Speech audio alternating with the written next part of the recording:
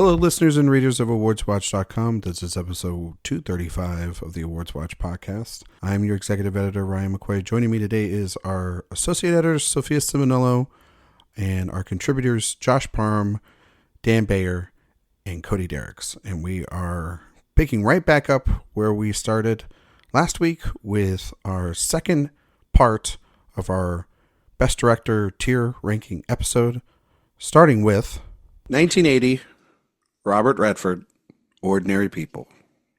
The better French Toast movie. Oh.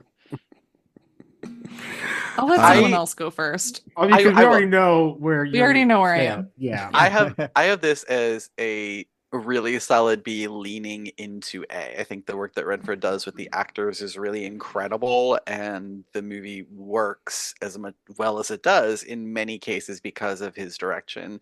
I do think there's also like a lot of this that you can lay at the feet of the script too, if you wanted to, and just the talents of the actors he cast. So that's why I'm like at a B leaning into A as opposed to a solid A. I am a solid A. I really do love his direction of it. I am not quite as high on it necessarily as like some other contenders here, but I think that the way that he directs this material is very, very strong. And I think that it's a great directing win. It's not quite in the S tier for me, but I really, really do like it. I'm also an A. I think it's a really excellent film. It's my pick for Best Picture this year, even though I probably would give Scorsese Best Director, but I still think the direction here is pretty exceptional and about as good as you can expect a film that's operating within these very specific suburban bounds to be. Again, the performances are unreal. Mary Tyler Moore is one of my favorite Best Actress nominations of all time. So yeah, it's an A for me. This would be S tier for me. Easily one of the 15 best. I just think the way Redford, you talk about the performances, it's the way he shoots their faces. We're going to talk about Jonathan Demme here in a little bit and the way he does close-ups. I think Redford's pretty damn close to it as well, and how he's able, like, there's certain moments or panning shots that he has on the reactions and the sort of deadness in the eyes of Mary Tyler Moore throughout this film. Like, that performance is her effort, but it's also the way he frames her, the way he shifts the perspective of who she is. I think of then also obviously Timothy Hutton and Judd Hirsch, those scenes, they feel so claustrophobic because of his direction at times, and they feel very desperate. And then I think of one of those scenes that is it's almost out of a horror movie, is the flashback sequence where she's almost looking at her dead son as like she's in love with him beyond a motherly perception. And it's I think it's kind of the blueprint for what we now know as the modern, like the next two are I think the blueprint for the modern actor turned director, sort of what we think or what we believe to be, like, I think that if Ordinary People and Reds don't exist, Bradley Cooper ain't making movies, like stuff like that. You know what I mean? Like where these actors are. But on the other hand, also then maybe Kevin Costner isn't making movies, so yeah, I mean, damn it, like, yeah, that's fair. Scales. Yeah, I know. Mel Gibson, Yeah. But I think Redford was never better as a director. Maybe Quiz Show, and got close to this, but not nearly to this level. No, I think Quiz Show is great. But I just think, to me, the Academy got it right. I'm not a big Raging Bull fan. I think the direction of it's fine. Overall movie is not top tier Scorsese for me. And I think that's another generational thing. I think a lot of people that are older than me really love Like when I grew up, my dad was like, "Yeah, Raging Bull's great." And then Sophia and I, we did a movie series a couple of years ago, and we talked about it, and we were like, we like other movies from Martin Scorsese more than Raging Bull, and it's New York. Yeah, well, Yes. I didn't say that, but Good movie. but she did. Good movie. But like, I mean, there's a ton, and I think that this is where the even more so than Taxi Driver. This is the point where people started to feel like, why isn't Scorsese getting the respect? And it sort of then denigrates what Redford's doing here.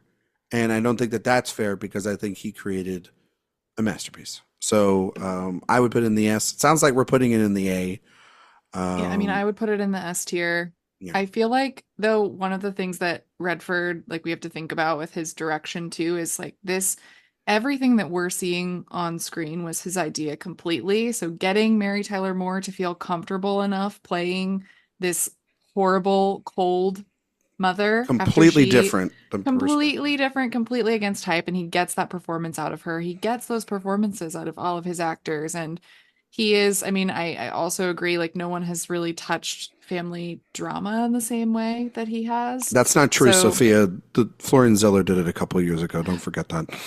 I can't believe, If you're Hugh talking about the Jackman father and not the rivaling son, then Donald okay. Sutherland. No, Let's we're not talking talk about the that. son. Oh goodness. Totally But yeah, kidding. so it's an S for me, but I understand. Yeah. That's not how it's a democracy. I get it. 1981 Warren Beatty Reds.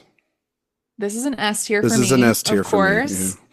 I love Reds. I love his direction. I feel like he is really, for me here, this is his best movie. It is also just, it's such a strange film because it just in a lot of ways shouldn't exist. It's just very bizarre in what it's doing, in what it's saying, and I feel he got one of Diane Keaton's best performances out of her. And a lot of that is that the power of this movie is that he gives a lot of it away to Louise as a character. Some of that, sure, is in the screenplay, but he puts together this incredible epic, and using real people from that time to share their stories at the beginning is pretty brilliant to me. It's this really cool creative flourish that he included. It's one of my favorite movies of all time, so it's an S. I also- cannot believe this movie got made in the way it got Right? made when it got Yeah. made. It is, Yeah. you watch it expecting it to be a kind of like historical drama, and it Mhm. gives such time and patience to not only these characters, but their worldviews. Yeah. It's just incredible stuff. And it's what it does, what I think David Lean gets credited with a lot with his epic movies. Personally, I think a little better than David Lean. Me too. Where it's about really, small scale human interactions maximized against a huge backdrop, which makes their interactions feel even more important because you see what they're fighting against.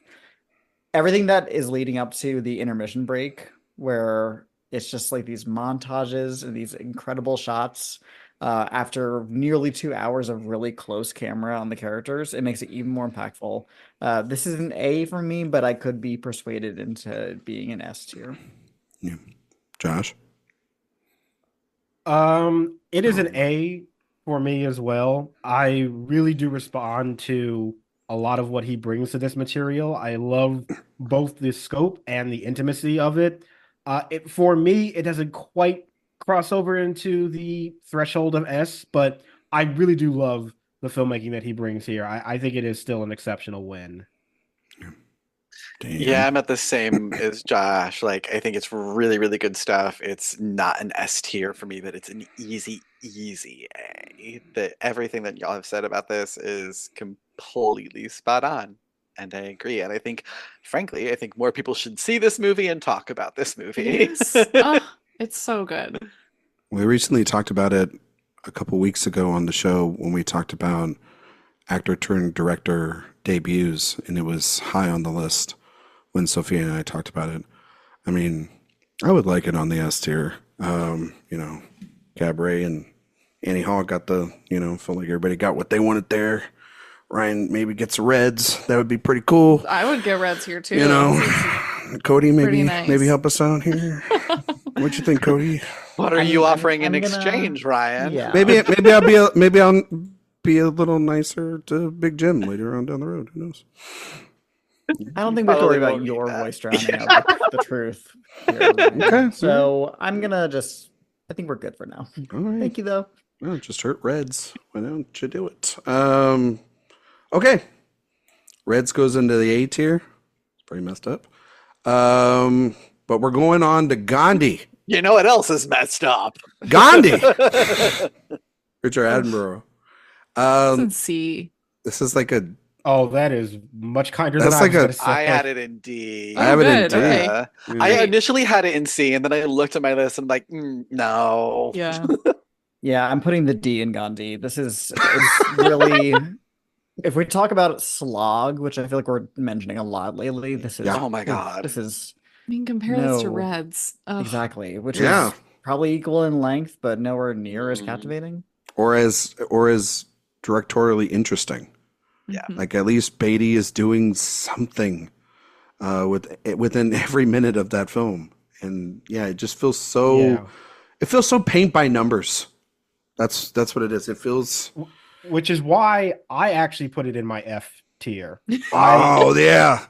Because it's Do not it. just like bland direction, but it's also just a knockoff of all of these other epics that we've already gotten. Yeah, it feels like a And- David Lean ripoff, right? Exactly. So it's You know what? bad direction, but also not even novel direction at the same time. And anything that I like about that movie has nothing to do with whatever Attenborough is doing. Like It doesn't I even feel like really he's don't like involved. this They're like, hey, you, Richard, you want to direct? Do you want me to put your name on this? Because the BBC actually shot everything, and Yeah. we're all good here. it's a knockoff of like other movies that have come before it. I don't like this direction. I kind of like it in the F. I kind of like it in the F now. Josh, I let's do I it. don't- Let's do it. Come on. I don't think Come on, that Dan. it's Quit being so nice to Richard Attenborough. It's okay. no, like He can be in the believe me, F. This is not a good movie. I don't know that for me it gets into F territory. Like, do I enjoy watching it? No. Do I feel like offended that anyone would ask me to watch it? Yes. Not quite. Okay. Like I don't. I I'm don't watching think it the next time I'm in New York. Then. But then I'm again, gonna this be is like the hey. thing where like I was very stingy with my Fs, and like you have to be pretty like morally bankrupt in order for me to give you an F, which I did do. But this one was not. It's just inoffensive and bland, not actively bad for me. Right. Damn, that's how I feel. It's like I'm not passionate enough as a hater to put it Yeah. in an F. So it's a D for me. Right. I think it's just one of those things where I don't like the movie itself, but whatever I do like about it is nothing to do with the direction of it. And like, yeah, it is inoffensive direction, but I think that's what makes it even worse for me because it's just like it's bland and it's an imitation of other movies that have come before it. And I just feel like there is no real effort to elevate any of this material beyond the very basic structure that it already has. So, like, yes, I have seen worse directed movies, but there is so little effort I find in this particular film to distinguish it from all of these other epics that have come before it that it feels so naked in its attempt to just be a David Lean knockoff that to me is even more demerit than Josh, I if it love was this just actively song. bad direction. I love this song you're playing, Josh. It's so good. God damn. I Oh, don't like the movie, and I Ah. find that his direction is a big reason as to why I don't. I'm fine with F. I think it's funny. I mean, your argument was I mean, this is a great argument, guys. We got to put it in F just for that. You know what? I'm We haven't had an D, but I get haven't it. we haven't had Yeah, an we F haven't- had an F in a while. We only have 2 Fs. So I'm gonna put Gandhi in F. Go ahead. I don't like Why this. not? Like to me, just I based say. on the direction, like the Mhm. movie, I would probably say is a D, but the One direction of like the in particular, I feel like if I put I'm all really these low. movies out like on a table, and we were just picking them, like the 5 of us just picking movies, right? This is going to be one of the last films. This is like that kid on the playground nobody wants to play with.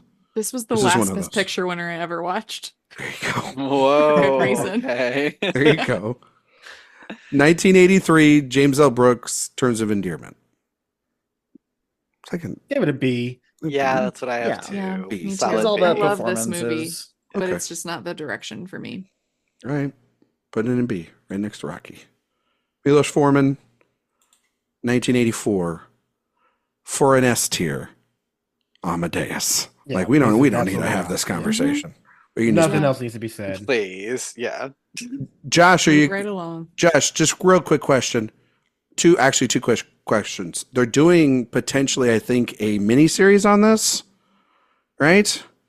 Yeah, I heard that. Not necessary, right? No, Thank you. but Will Sharp is playing Amadeus, and that will get me to watch it. There you go. And then obviously everyone's going to buy the 4K that comes out later this year, right? Well, obviously, yes. Okay. All right. Hopefully, it's the theatrical cut, as Yes. has been rumored. That I want. Well, don't we want both? I mean, both Well, would be ideal. But the director's cut has been available Yeah. since Such a long time. Yeah. for a while now. Just 4K in both. Like, why not? Like, Yeah, I mean, ideally, but I would also like to have the theatrical version because we Yes. haven't had that in That's true. decades. That's true. 1985, Sidney Pollack, Out of Africa. D. Yeah, I F. was thinking Yeah. D. This is Oh, an F F. for me. I have a F. D, yeah. Ooh. Boring. This movie, I don't know what is awardable in the direction here. It is just so bland, and it seems to use blandness as its like defining artistic Yes. principle. Yeah. To the point where I'm like, No, I he's- don't know what the perspective is here. What are we looking at here? What is engaging? What is interesting? What did Oscar voters see here? This is one of my least favorite Best Picture winners. I Mhm. don't understand the Best Director win, especially. It's an F for me. I'll give it an F. Why not? I think some Where did we movies. put where did we put it? Did we put an F for picture? Yeah, I'm looking- yeah. Let me look, Shoulda. folks. I think You we didn't. did maybe D for picture. We put it in. Oh my God, please don't. We put it in C? Are we dumb? Oh, God. What happened there? That Well, must have let's been make up for it Eric. here. That Let's was make up for Eric. it. No, Eric wasn't. Was Eric the Maybe. tiebreaker on No, the last Eric time? wasn't on it. Not too No, bad. Eric wasn't on Yeah. that. He wasn't I on there. I say- thought he was. I don't Zach, remember right? who. No, I don't know who else was on that. I say we episode. do F. F. All right, Yeah, I Gandhi mean, was if D. I'm fine with that. If we I'm put fine with Gandhi- that. To be fair, on the F grade scale that was on the other one, five films don't count because Crash, Driving Miss Daisy, Around the World in 80 Days, Cimarron, and The Greatest Show on Earth. They didn't win Best Director, so we're just. Thank God. And there's another movie that's the outlier. There was one that we'll talk about here in a little bit. And I know exactly where that thing's going. Okay, so Out of Africa. Welcome to your F. And that's not an indictment on Sidney Pollack. Great director. Love Pretty Sidney good Pollack. actor. Oh yeah. But you made a bad movie, and we're just putting it there. And it's where it belongs. My only piece of his like filmmaking that not that I find good, but I just find amusing is how he said that he intentionally did not shoot that movie in like the anamorphic widescreen because he was so tired of his movies getting panned and scanned on television that he just said, I'm gonna make this in like just 185 so that they can't do it to this one when they show it on TV. And then I it's just find that to be so funny. and then you just ruined your own movie. And then at the same time, yeah. Well, Part because he of was it. tired of television. Yeah, I get it. Hacking his own movies to death. I get it. I get it, man. So now 1986. you have this giant epic movie that is not shot in like this very It's expensive wide, widescreen. I yeah. find that to be so funny. And it's Thank- because of his pettiness. It's great. Yeah. Mhm. 1986, Oliver Stone, Platoon. I'm like a D. C, Oh. D, C, D. I'm a B CD. for it. Yeah, I had it in B too. I don't It's like a B this. minus, perhaps. I for had me. it in don't- C. I don't know. I do not like, enjoy I don't like Platoon. it. No. I can But do it's a also C. just I'm not really this just isn't my type of movie either. Yeah. That's the one of the For the things type where, of like, movie it is, I think Yeah. it is very Yeah. well done. yeah, like it's not my type of movie at all, but I can acknowledge that what Probably Oliver more Stone s- is doing with it is very, very strong. Again, I think it's find another it- generational thing too, for me. I think it is strong direction in terms that I see it, but I don't think it's. This is gonna sound so rude, like the smartest it. direction. I find it a very Sure. obvious Well, movie. You're Yeah, that- stupid, very, like, Oliver Stone. No, he's- like yeah, like- that. I'm like, Yeah. yeah, I did think about that, Oliver Stone. Thank you. And like, I understand maybe this is different in 1986, but I don't think really that It's much different. aged It's over 10 years since Vietnam ended, so they've had plenty of time to digest it. I can't really imagine this is bringing much new to the conversation. I might be very wrong. I wasn't alive yet at this point, but for me, I think the movie is like watchable and enjoyable weirdly, but the direction is not very profound to me. And just So it it's a just C for me. I'm either really hit or miss on Oliver Stone, and I think this is just a miss for me. And I was just kind of bored I'm by looking more it. forward to the next film that we're about to talk Yeah. about. Personally. I would compromise on C for this thing. That's where I would. That's where I'm. But if it ends up in B, like so be it. But like I'm not. I mean, I understand. I still think that's a little harsh, but Yeah. I get it. Sorry. I do think it's a little harsh, but Oliver Stone perhaps deserves the harshness just in general. He's earned it a so little bit. fine. We'll put it in C. Bertolucci for The Last Emperor. I'd go A. Me This too. is an A for me. Yeah. Yeah. Yeah. I had it high B, but High B, low A. yeah. But I would put It's it just in not A. as, for me, it's not as high as some of the other movies that we put in A. That's where this always, I think, gets a little bit tricky. Also, not my favorite Bertolucci, but I also think I think we talked about this last time too, but of this, like, this is the best version of this movie that could exist. Yeah. And that's because of his direction. Yeah. Mm-hmm.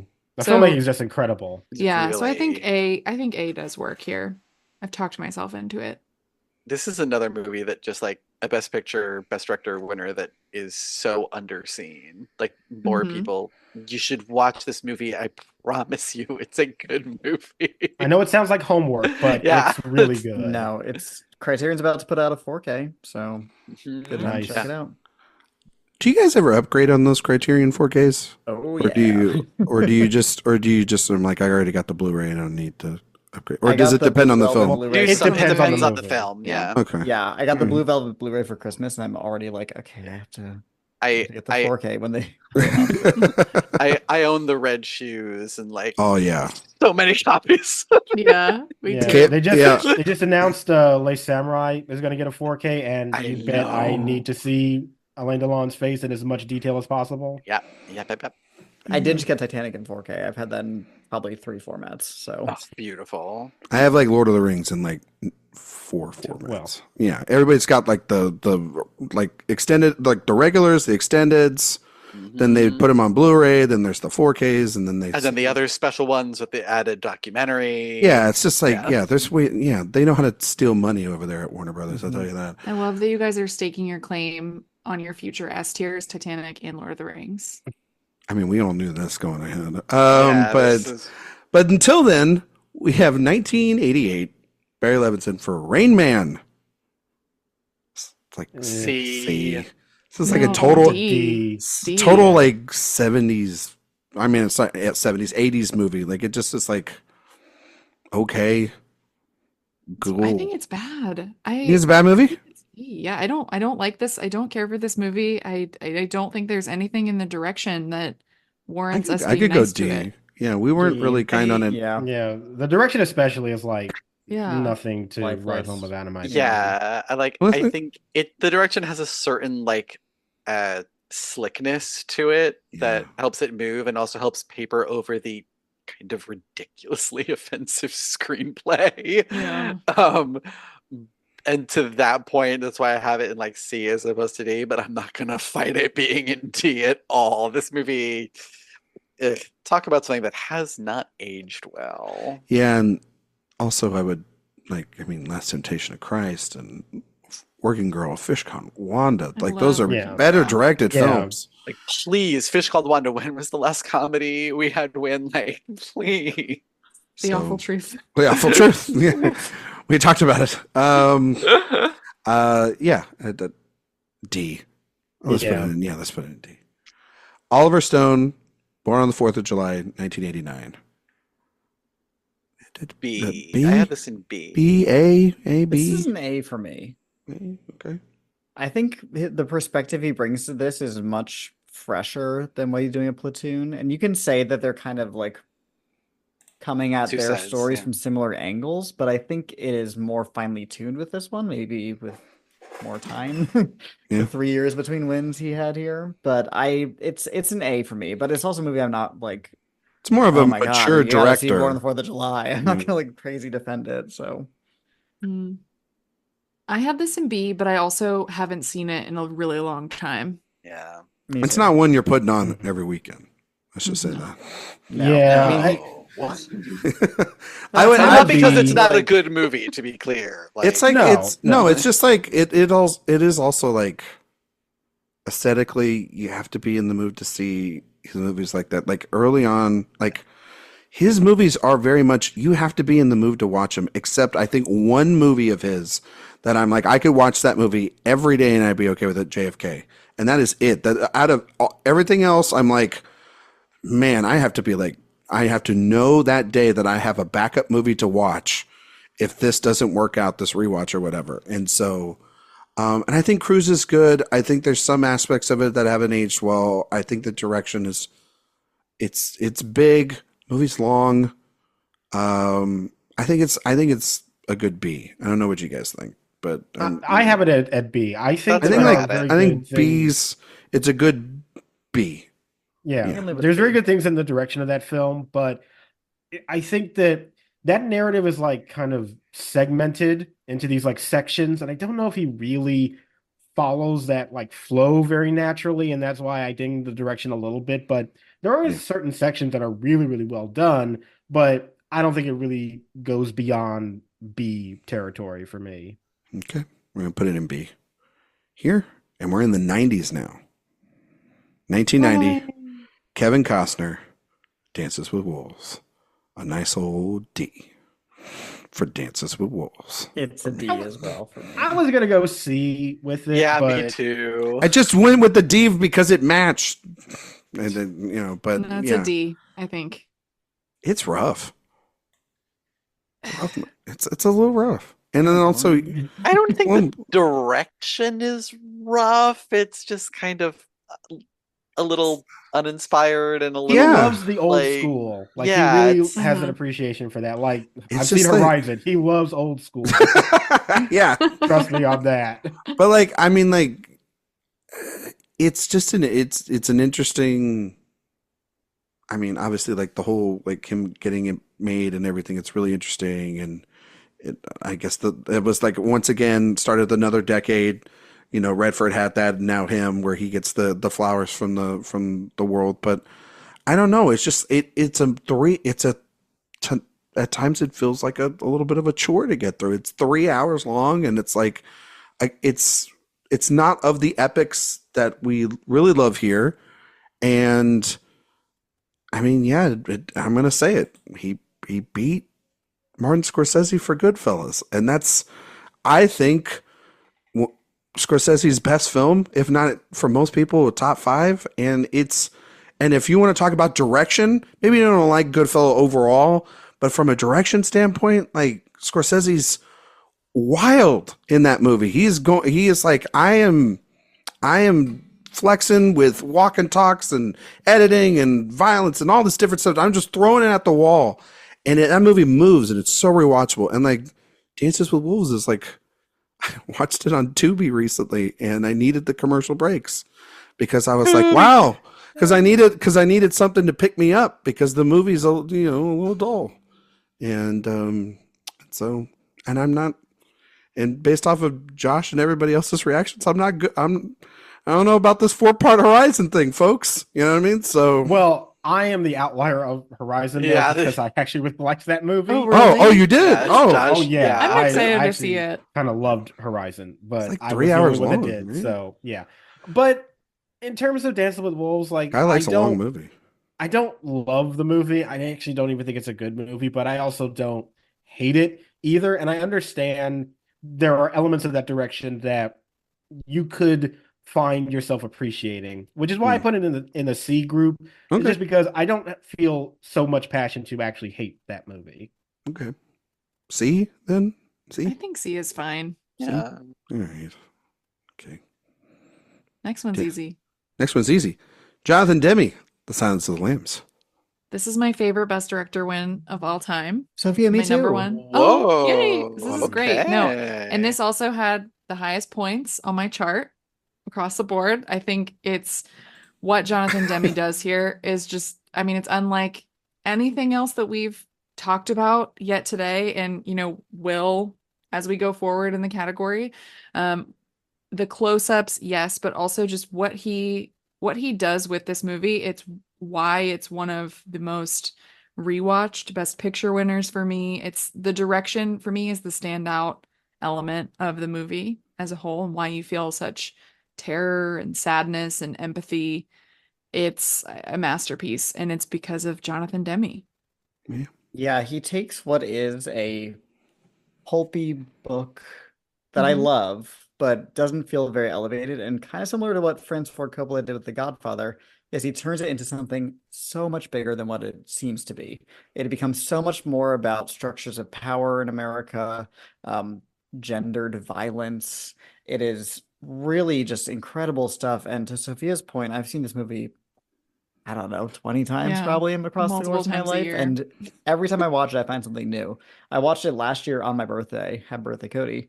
And somehow it disturbed me more than it ever had. And maybe that's just me getting older, but he is able to just pack so much into this movie, and everything he does with the, I keep saying perspective when I'm talking about directing. So I'm guessing I'm coming to see what I really grabbed onto as a directorial achievement, but it's one of the greatest uses of POV and perspective on film, period. Just the scenes with the final scene with Anthony Hopkins and Jodie Foster, where the camera pushes in so close in Jodie Foster's face and Anthony Hopkins' face that you no longer see the bars on the jail cell, so you forget that they're separated by this. It appears that they're just talking. Unbelievable stuff. Really subtle work, but also not unshowy direction. He really walks that line very well. Yeah, this is my favorite of all time in this category. S tier, no doubt. Yeah. It's pretty damn great. I love this movie. It's S all the way. I don't think we really need to say anything more other than I miss Jonathan. I miss Jonathan Demme. I think he was a fantastic director, and he's very influential. I mean, people like PTA and Barry Jenkins, they talk about his, who are masters of the close up themselves. They take a lot of points from his vision as a director. And yes, to your point, Ryan, he is one of those directors winning for his best film. Yes, and for his best job. That's the other thing that director. makes it so great. It's a top 5 win for me because of that. Yeah. So Dan, you were gonna say? Yeah, and The Silence of the Lambs is a movie that I always wish that I liked more than I do. There are so many things about it that I like, but on the whole, I just kind of like it, not love it. But there are so many choices that he makes, and all of the things that I think make it so striking and that I do really love about it, they're all coming from his direction. His direction is unquestionably, I think, the best part of the thing. The reason why I can't put it in S, though, is JFK. Oh, okay. I mean, JFK is a masterpiece. The fact that JFK is my number 4 of the best picture line. Yeah, it's my 3. What's your number 2, Sophia? Of the best picture lineup.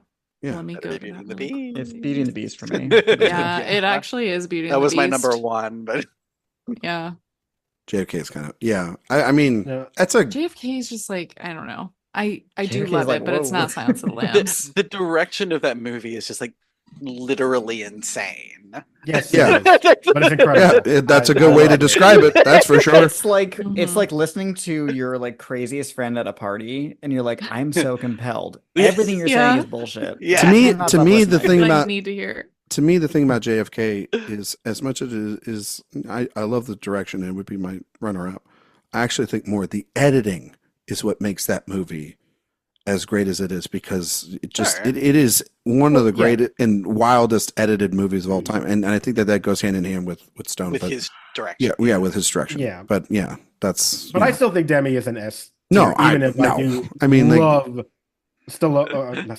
Stone's direction of that movie, which is JFK. Yeah. Yeah. Yeah, there you go. But yeah, Demi is still an S tier directing win. Yeah.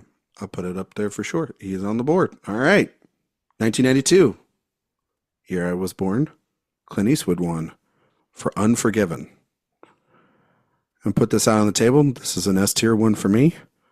Okay, yeah. Now, I do agree with that, but I do also remember that we probably got a little carried away with the Best Picture talk the last time, and I think maybe we should be more considerate to other voices and put this in A. Even though I do think it is an S tier level win, I think that this is Eastwood's best movie. I love what he has to say about the Western genre, but to be fair, I'm willing to hear the argument about it maybe being more of an A contender. I would put it in the S tier, and I agree with you, Josh. But I also think that I know the group, and I know what's also coming too.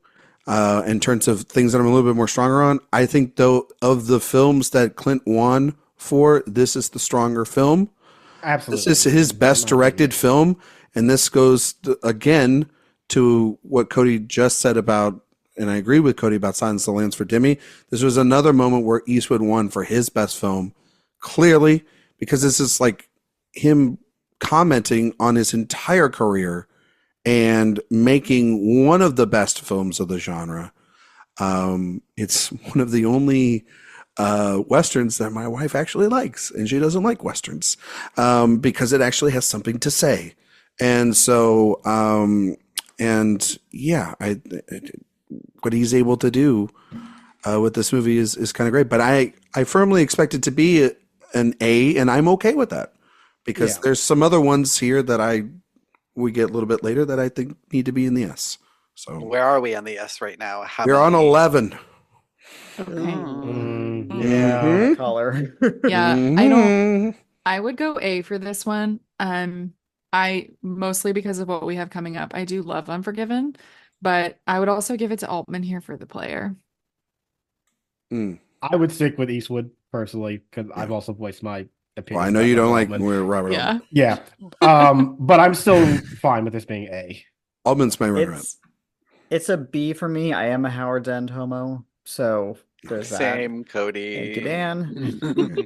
I like Unforgiven. I need to rewatch it. Last time I watched it, it kind of rubbed me the wrong way. I'm being very subjective here, but that's what this entire list is. So it's a B for me. I'm happy with an A. Yeah, okay. Unforgiven, very good movie. Not my favorite. Okay.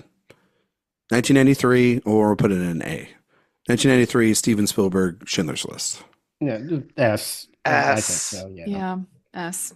I think if we have to pick, this is maybe where we start to do the Spielberg conversation of which one goes in S. I know we can get to that. We probably have to just do it now. I don't know, but I think we have to do it now. Yeah. I think between Schindler's List and Saving Private Ryan, which are both, I think, very good directing wins, great directing wins, I would give the edge to Schindler's List.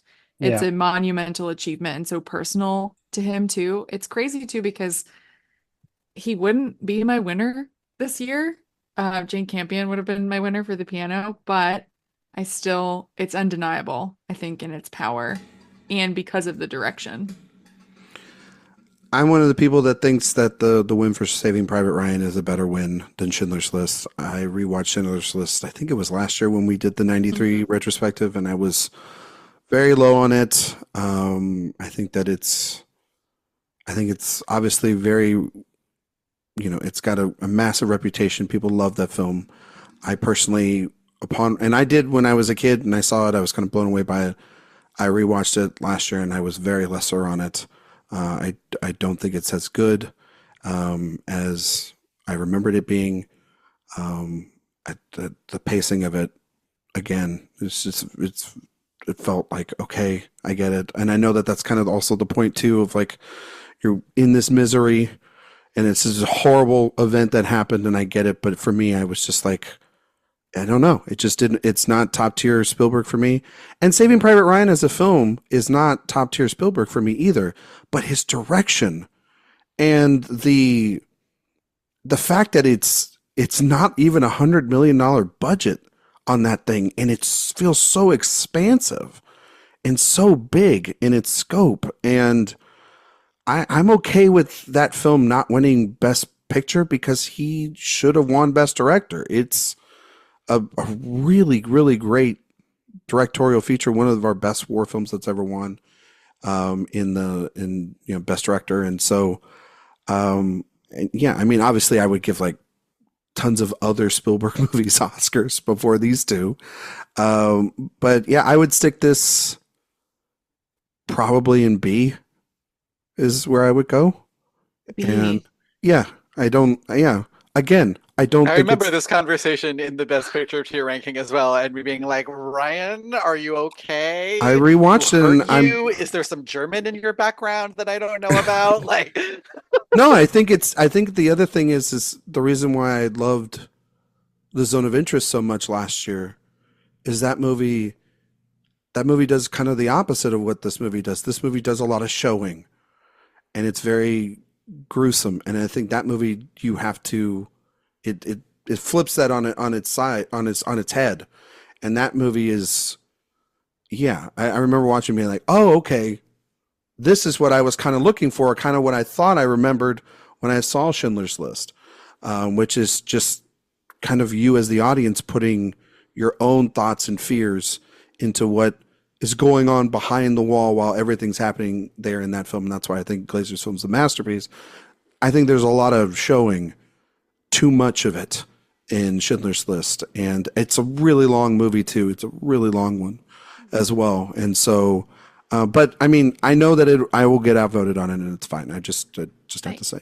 I just want to say on the point of The Zone of Interest, which was, I think, the best movie of last year for me, my favorite one. There's a reason why when I watched The Zone of Interest, those images that Glazer relied upon that filled the space for me were from Schindler's List. Like that, those images are so devastating and haunting that I think they actually work really well in tandem. yeah, part of the reason that Jonathan Glazer was able to make this Zone of Interest is because Steven Spielberg made Schindler's List and brought us into these spaces that we had not been brought into before. I understand that. Films, in the same way. And like there are also things that he's doing with the direction. Like I know it's kind of hokey, but it's Spielberg, and the girl in the red coat is it's so well done, even how they just color her throughout, whenever she shows up. And then they're like, it was something that was a really big talking point at the time that has sort of like died down in the years since. But like people in this movie die differently than they do in movies beforehand. Like that gun goes off into their heads and they are limp. They are a rag doll. And it's not a method of death that we had seen in films before this. And like there are lots of little things like that he seeds throughout the movie that are in their own ways quietly radical in a way that makes this movie even more impressive to me than it already is as just a piece of, deeply personal yet universal storytelling. The thing is, it is a very like showy movie in terms of, you're right, Ryan, he does put everything on the screen, but that is kind of like, that's Spielberg, so when you get a movie on the subject matter directed by Steven Spielberg, it doesn't surprise me that that's the tact he takes.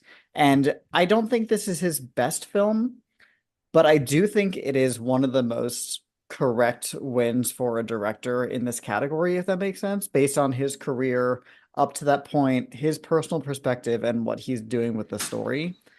I think I probably would put it in A personally, but I would be totally fine with S.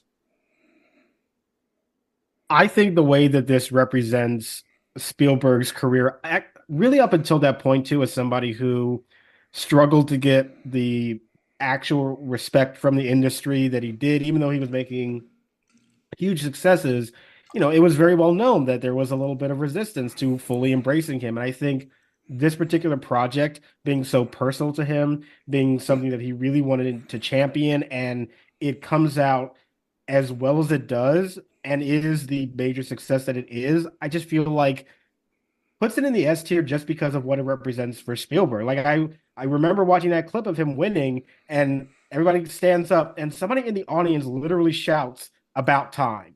Like the kind of catharsis everybody feels about this win too feels like it is really, really special. And even though there are things about the movie, yet yes, you can ding because of his own sensibilities, I just think the win itself is so monumental that for me, that's what carries it into the S territory. Okay. 3 S's, 1A, 1B. That puts it in the S tier. And we go on to 1994, 30 years ago. Well, this will not be. It's Bob's time, as Steven Spielberg said to Yeah. Quentin Tarantino one time, because it's Robert Zemeckis for Forrest Gump. D. Yeah, D. And, yeah. Nothing as more to well. say. D. I have this in C. Well, And that is because it is it's the worst film that I still cry at every time by the end. I don't know why. Like, this movie is so nakedly emotionally manipulative. Like, this is all movies are inherently emotionally manipulative. So when people like bring out that as a negative, I'm like, let's calm down. But this is like really, really bad at it. It is. Yeah, and it's the only movie that's ever made my mom cry ever.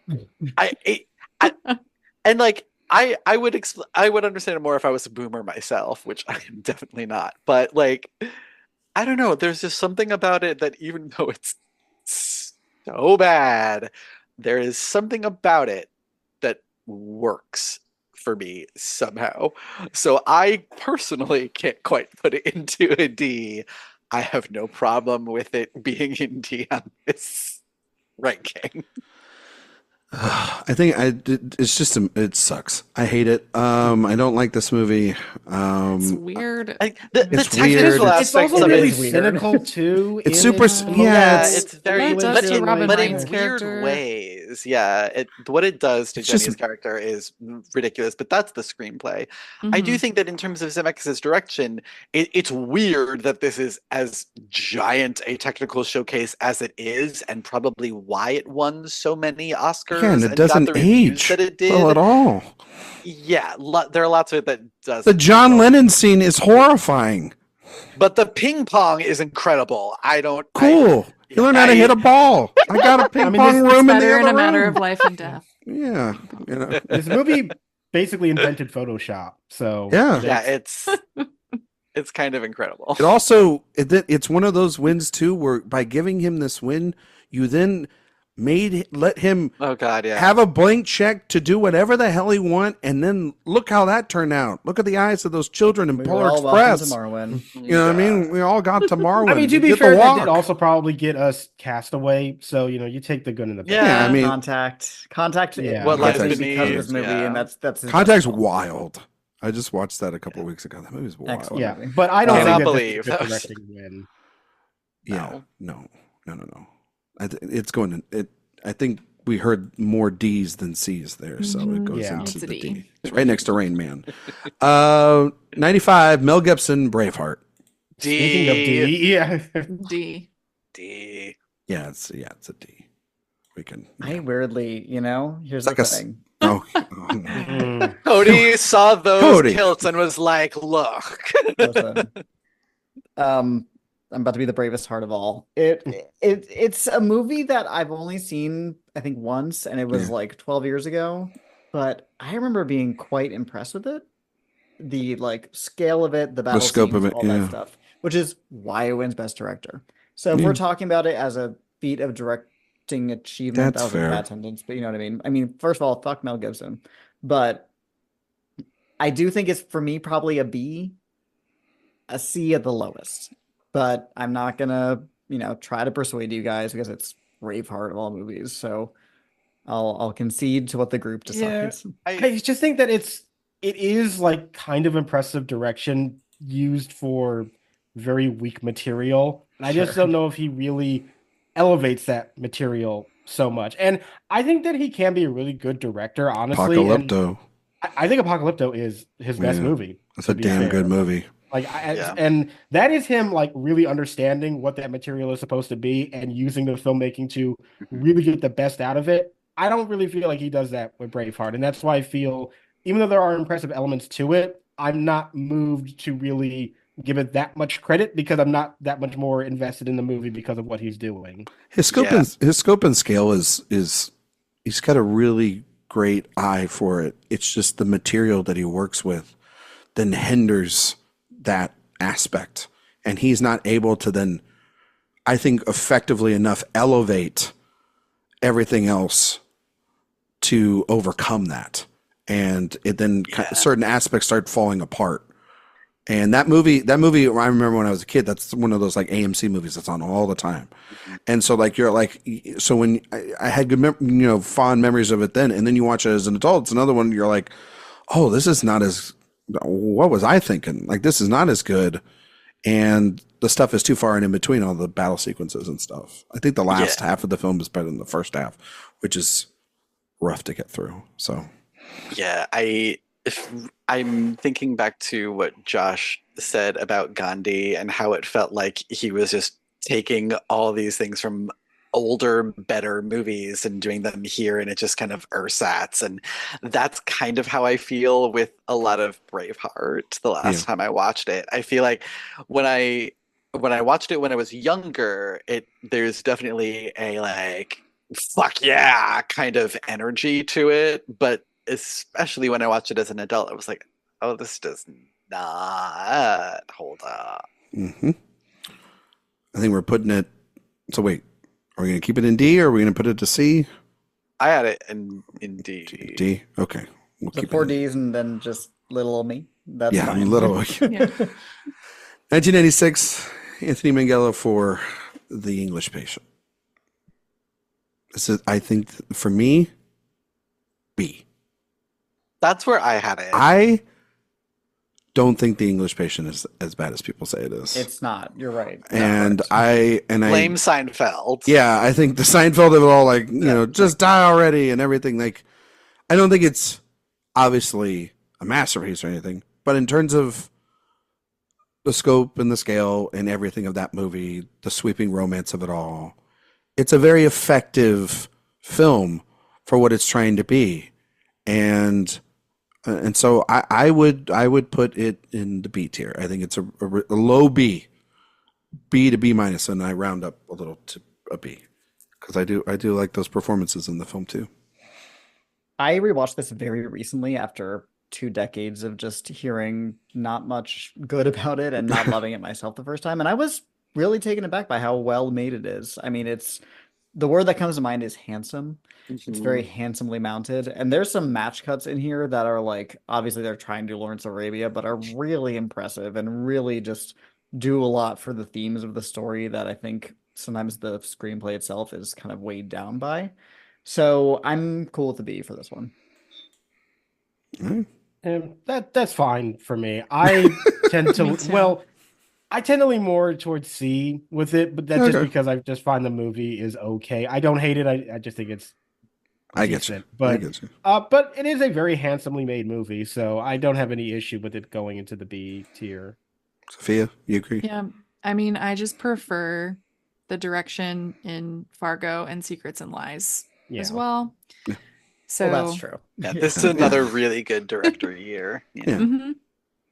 So I had it in C, but I'm think okay with B. I think the B's took it. 1997, James Cameron, Big Jim, Titanic. Big Jim. S. Yeah, this is S. an S all the way. Yeah, it's going to be in the S tier. It's I don't really need to. We don't need Really? to argue. I don't need to say I know anything. you don't agree, Ryan, but you are very much outvoted here. It's not his best directed film, nor is it. Oh, really? No, it's not What his do you best. think is That his would best be one? Avatar: The Way of Water for I think- Ryan. I think actually that movie is better directed. I think Aliens is better directed. I think T2 is better I do like directed. Aliens a lot. I don't know about T2. T2 is amazing. First Terminator is better. No. Ooh. I think I agree with you, No. Josh. Gosh. Well, Terminator 1 is better than Terminator 2. There's a different argument. Okay. Gosh. We can have later. Okay. Yeah, but Okay, no, we all need to get together. We need to watch Terminator, Terminator, and Terminator 2 and decide. It's We need just to a massive discuss. improvement on the Yeah. sequel. I do also I love Curtis Hanson's direction in LA Confidential, and that's a movie that I really do love. It's my very favorite good. film that year. Can you and- sink a boat? Yeah. What? Did he sink a boat?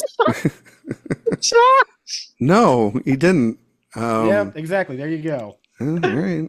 Again, the fact that they with, call Titanic. How about like Cameron's nobody fault. telling him no, and it's like, well, maybe you should have been told no a little bit. Well, look Big at the Jim. fucking movie he made. Yeah, Yeah. the fact fact that they- 11 Oscars. Yeah, the fact that Um, it was called Cameron's Folly and it ended up being like the highest grossing movie Yeah. of all time, won 11 Oscars. I like, get it. I get it. Don't bet it's- against this man. I don't know how many times he can enter the conversation and be like, I don't know. I think there's like two men you can't bet. There's two men you can't bet against right now, right? Big Jim Big Jim and and Christopher Nolan. We'll talk about him later. The other one. Right. And I Um, made this argument on your podcast before, but I think what makes the directorial achievement of Titanic so impressive is like I think there's an argument to be made that it's not the best movie ever made, but it is Yeah. kind of like the cinematic most. achievement Yeah. of the time. It is. It In is terms of what the. it's doing as Yeah. like filmmaking techniques and as a storytelling device. It's an audience pleaser. Yeah. I think it is kind of the height of 20th century filmmaking and appropriately at the end of the century. Yeah, I mean, like I think that the action movies or the films, the epics that we got when we were growing up in the late '90s and early 2000s, there are two films that are in this list here that best represent the best kind of big cinema winning at the Oscars, and we'll talk about that here in a little bit. And I think that they're both as hard and as difficult of achievements. And I respect the hell out of Cameron. I've come around on Cameron. It's not the direction of this movie is not the problem with it. It is everything, the screenplay and some of the performances. But I mean, you can't deny it. I mean, it's Big Jim, and he got to do and he got now And $1 doesn't billion. get bitter than Titanic. No, and then he Yeah. made this movie, and then he's like, you know what? I made like the highest grossing movie of all time about a love story on a boat, and now just studio give me $1 billion. I'll just make a movie about like blue people on another planet, and then I'll make it more billions of dollars. He's a madman. So, 1998, Saving Private Ryan, Steven Spielberg. We kind of already covered this, but we didn't give a grade for it. I feel like B I mean, I would go territory. A. B I A. Go A. I'm Yeah. A? B. All right. I'm more B, but A is fine. Okay. All right. I think a good A for this. All right. 1999, Oh boy. 25. Sam Mendes. American Beauty. Who A wants to movie I go? still have not rewatched because I'm Okay. terrified still. I You went should be back and terrified. forth on this one more than any other movie on this list. There are some moments in this where I think the direction is genuinely, I think it's S tier. And then there are other moments that I'm like, oh God, no, why? And there's a lot in it, especially in the screenplay, that has not aged well. But there are moments in the direction that have aged a lot better than the screenplay has. I ended up with a B, as in beauty, but I don't. I could go to a C. Yeah, it's tough because I do think there are moments where he, as you said, Dan, elevates that material dramatically. But then there's other times where it feels like it doesn't really work all that well. I ended up at a C for it. That's where I ended up at the end of the day, where there's some things I do like about it, but I don't know if it is a cohesive enough whole to really push me into the B territory. C for Cider House is where I have it. Because without Cider House, this would be the worst in the category.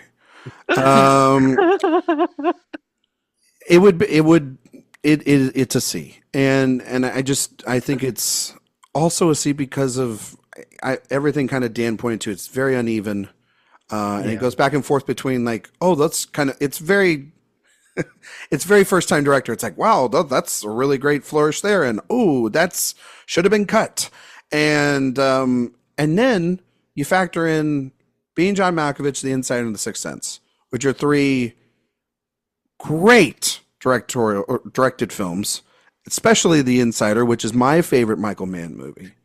Wanted to And give it to a first-time director. Shyamalan was right right there. Not his first movie. And not his first movie. Technically. If you want to say anybody's first movie is technically Spike Jonze, that's his first movie technically. Yeah, if we're gonna true. go for There's fair. also But, that. So yeah. but it's big breakthrough, and yeah, Shyamalan had it was like Sixth Sense was such a huge film, and even after you know the twist, the sort of mechanics of that movie, it really holds up. It gets better when you rewatch. Yeah, it really does. And I mean, I don't have to really talk too long on The Insider. It's one of my favorite films of the 90s, like maybe top 5 of the 90s. It's great. Man is a madman. And this movie is peak Pacino, peak at the time, and then, kind of peak Russell Crowe at his powers as well, too. And Christopher Plummer is fantastic. I mean, like, I don't know how you don't watch The Insider, which feels like Academy catnip, and not like give that Best Director, but you gave it to American Beauty. Okay. So I give it C. But Sophia? This was between a D and an F for me. Okay. I really don't like American Beauty at all, and I think a huge reason why it fails for me is because of his direction. Oh. I think he actually has trouble clarifying what this movie really is. Is it a satire? Is it a drama? Does he want to go more art? Does he want to go more suburban malaise drama? He doesn't really seem to know, and he doesn't really seem to know what version of America he wants to share in this movie. I find it very uneven, and the construction feels poor to me at times as well. His actors all kind of seem like they're in different movies, and that's a big challenge. And I think this movie is as silly as that plastic bag floating in the wind. So I'm in the D camp. I'm willing to stay out of F, but I would say D. Okay. Yeah, I think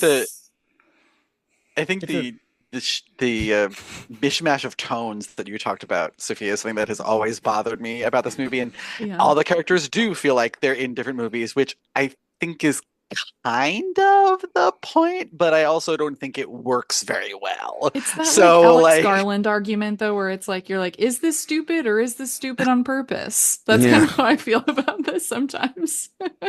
The funny thing with this movie is, like, to Josh's point, I know so many people, myself included, before a recent-ish rewatch, who were like, I am so scared to rewatch that movie. I loved it when I was, like, 14 to 24. Is when most people have It's one of those when you're young, you're like, oh my God, this movie like it blows your mind. Yeah. And then when you like realize what movies are really about and like, have formed a taste, I guess. Yeah. Then 14, you're like, 15, and the direction specifically is what really impresses you. And then you rewatch it and you realize it doesn't really hold together.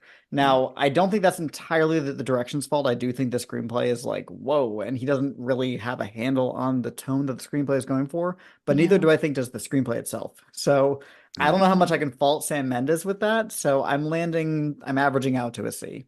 Yeah. I haven't seen it in God knows how long either, but we're doing the 99 series, so I will see this by that episode. And maybe my thoughts, maybe I'm being too nice on it too with C. I usually have been more in D and F, but I do remember it being like one of those movies where like, holy shit, this is like kind of a big deal. And then this is that big one for our age group. That was like the whoa. We like cool movies too. Teenagers. Yeah. And then I feel like that poster looms so large for a lot of us when we're younger. And it's like, that's the movie that you're going to see one day when you're an adult and you're going to get it. Mm-hmm. Yeah. It's got a rose on it, and rose is and just a belly button. It's got a belly button there too. There, she's naked. I mean? She's naked. That's inappropriate, and I shouldn't watch that's it. the movie you're going to see when you're older and like, this is what adults do. And when you first see it, it does feel like that. But yeah, when you get older past that point and think about it more, it doesn't really hold up. But maybe if I had seen it recently, I'd be harsher on it. But for right now, I'm still at a C. Yeah, I think we're going to keep it at a C for now. But I guarantee you in a couple weeks, we're all might eat crow and we all come back here. Be like, that movie sucks.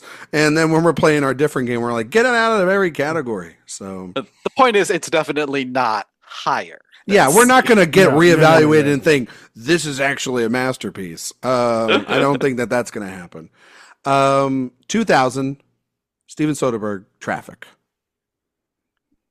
I'm gonna B. ask to go first on this because hear me out. I put this in S. I can't go that far, Dan. A large part of that is because it's Steven Soderbergh, who is a master of American independent cinema, making something that was a like mainstream political thriller that was filled with the kind of direction that you would see in independent films in the 90s. And it was a massive, massive success.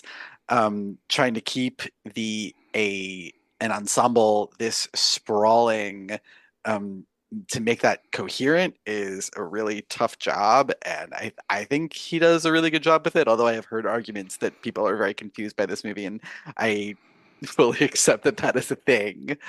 Also, it's just freaking legendary to beat yourself for an Oscar. Like that does not happen. And if I personally, I would give the award to Aaron Brockovich over Traffic. As would But I. but I think that his direction in Traffic is more showy in a way that the Academy likes and that is easier to throw awards at. So I have less of a problem with it. And it's mostly here because like this is to me like the perfect person to give this award to at this time, not just in their career, but in like the lifespan of Hollywood. Like this felt like a very appropriate person and an appropriate film to give it to, like in the year 2000. I understand that I am probably way off on my own island on this, but when I was looking at the list of people who won and what they won for, Soderbergh really stood out to me amongst this list of people, and I kept coming back to this one, and I had it in A, and I moved it up to S because I feel like the fact that Steven Soderbergh has an Oscar for Best Direction it's one of those things you would never ever think that the Academy would be cool enough to give Steven Soderbergh an Oscar, and then he gives it for a movie that is not him selling out. It has a lot of his directorial sensibility to it, and I think that that's really, really cool. Yeah. And so that's my all-in argument for putting Soderbergh in S tier. I know it will not happen, but I wanted to get it up there to push anyone who maybe wanted to push up a level from where they were at. Do so. Yeah, I don't think you can say S if you freely admit that it's not even the best directorial achievement that he has in the category. Like I say it's my preference, but so for that reason alone, I can't say it's S because I do think Aaron Brockovich is a better movie and even in some regards a better directorial achievement.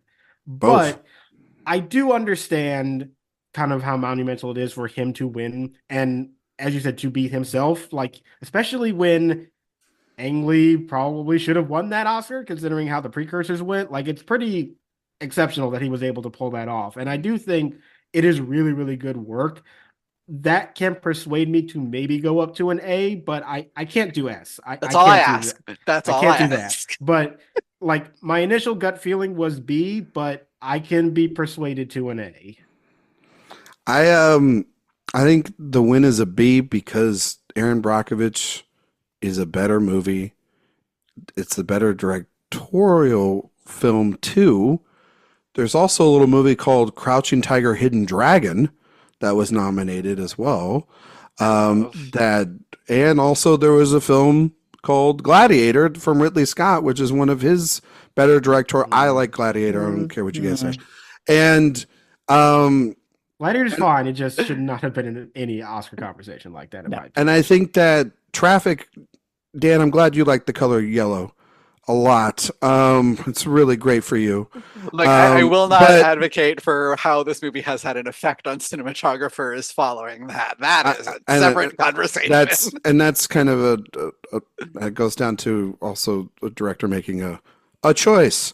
And then also too next year, a director because he's the cinematographer. Yeah, exactly. So shame on him. And then also the next year, he makes his best film the following year in Ocean's 11. So it's like, what are we talking about here? Which unfortunately got no no love at all, and we can traction. talk about that. But I think that I would put this in A for the combined efforts of Aaron Brockovich and Traffic, but I would not put this anywhere near an S tier. This is like a very low A because of both films and how he dominated the category and the year with two big hits. And I think Oscar winner Steven Soderbergh is actually like, and that's a great thing. Right. Yeah, I would. I mean, I love that Steven Soderbergh, one of my favorite directors, has an Oscar, but it is not also for a good movie too. For a good movie, but not his best. And no, not even better against the film. Get that? Yeah, no, I understand that, but Yeah. we're talking about people that made their best films, and that's why we put them in the S tier. He didn't do that. He didn't even do that within the damn category, Josh. So that's why it's like I can't put him up there. You know what I mean? But I'm I can not put either. But I put him in do A. think that there is a very persuasive argument for A. Yeah, I think That's so. fine. I had him in B, just because it's hard because it is such a cool win, right? To beat yourself, to have both of those movies there. But I just prefer Aaron Brockovich in a number of his other movies to many. Traffic. But I'm also okay with A. Okay. I'm at an A as well. I'm like straddling A, B. I think all the arguments for Soderbergh as Oscar winner make me more excited about this win. And if we're ranking the win rather than the directorial achievement, it's an A. So Yeah, I'm cool with an A. Yeah. it's kind of a mix of both. Mhm. 2001, Ron Howard, A Beautiful Mind. Well, F. F. that's This very is my easy F. This Yeah. is Because the Look at movie that is lineup. bad enough, but Look at that look who lineup. he beat. The lineup is Mulholland insane. Drive. Mulholland Drive. and I don't even Moulin like Rouge, David Lynch, but Lord even of the that's Rings. better. Like, come on. Come on. Literally every other nominee I do like in Gosford this Park. category. It is an impeccably made film. Well, It's just a bad Oh. movie. I mean, the fact that like A Beautiful Mind even got nominated in this category and Nolan didn't for Memento. But it should like, be Mulholland Drive. Come on. It's ridiculous. And, Any like- of those other four, even Black Hawk Down, like Yeah, and I'm not which is that not high a on. movie I love, but like No, but that is like Ridley again, just like he directed that The shit shit and out of directed that it movie. well. Whereas Ron Howard really directed A Beautiful Mind and he? directed it I feel poorly. like Chad GPT was a little early and directed parts of A Beautiful Mind because that movie just looks bad. it's a bad movie, and it's a very cynical win too. Like, to me, this is very much like the Zemeckis win, where it really isn't about the merit of the filmmaking. It's is about really somebody's just- time. Yeah, Yeah, it's that Yeah. you've been in the industry for a while, you've got a bunch of friends. you and got they've screwed all over by decided, Mel like- Gibson. You Like, know. yeah, now we're gonna give it to you and we don't really care about the quality of the movie. It's Yeah. a very cynical win too. Yeah. Right, and that overdue win drags the movie into Best Picture as well, which is very odd. I don't hate this movie. Again, I haven't seen it in probably 15 years or so. Don't watch Um, it, Cody. So I bad.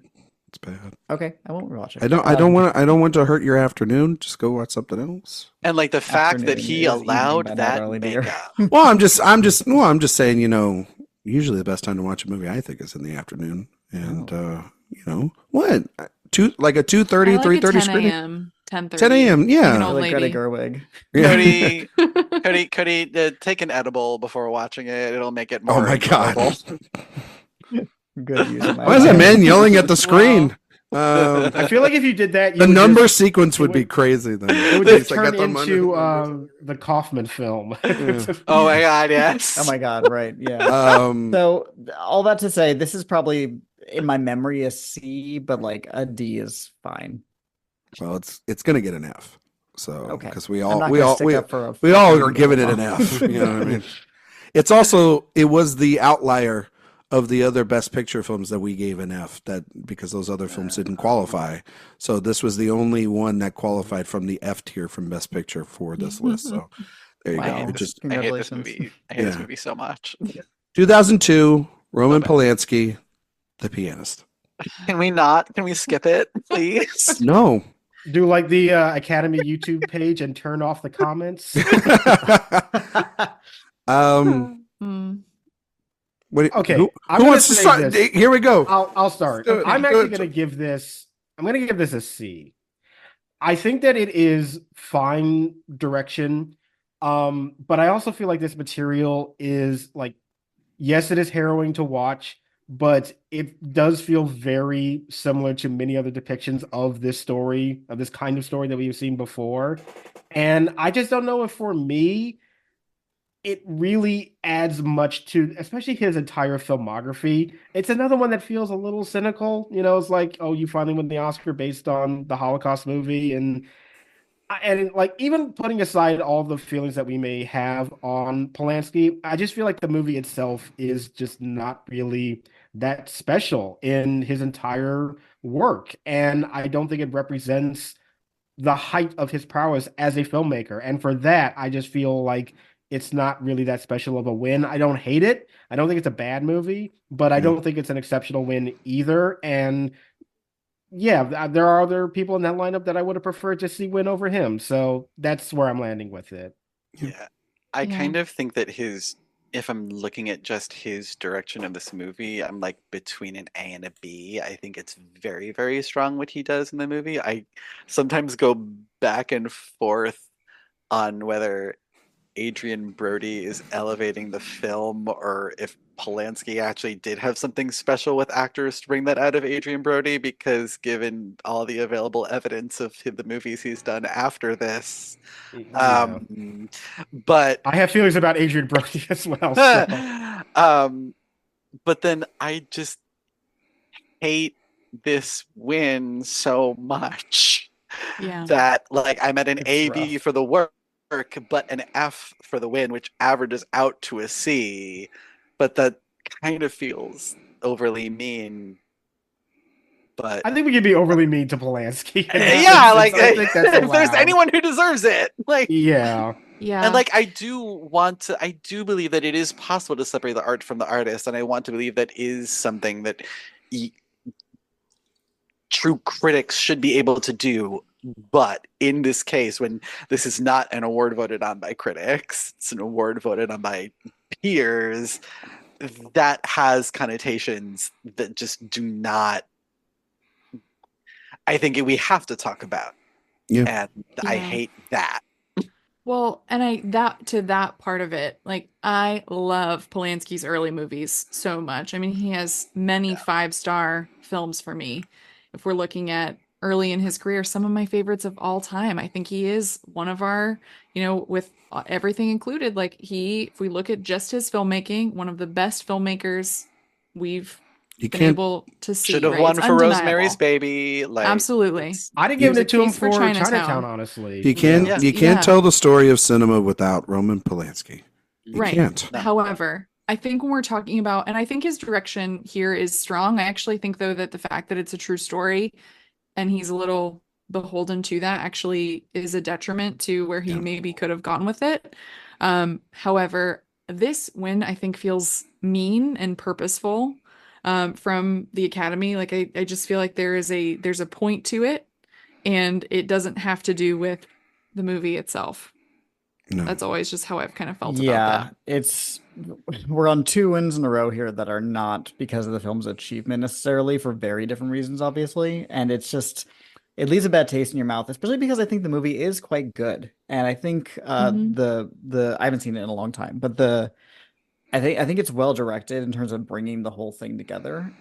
But yeah, I agree. This win is just like unpleasant, and for obvious reasons, clearly. But it does feel like a concerted move by the Academy to make a statement that at the time probably felt really like, yeah, we're not afraid to say that, and now it's like maybe you should have been afraid to say that. Yeah, it doesn't age well as a win. And, it doesn't age well when Pedro Almodovar has talked to her. And,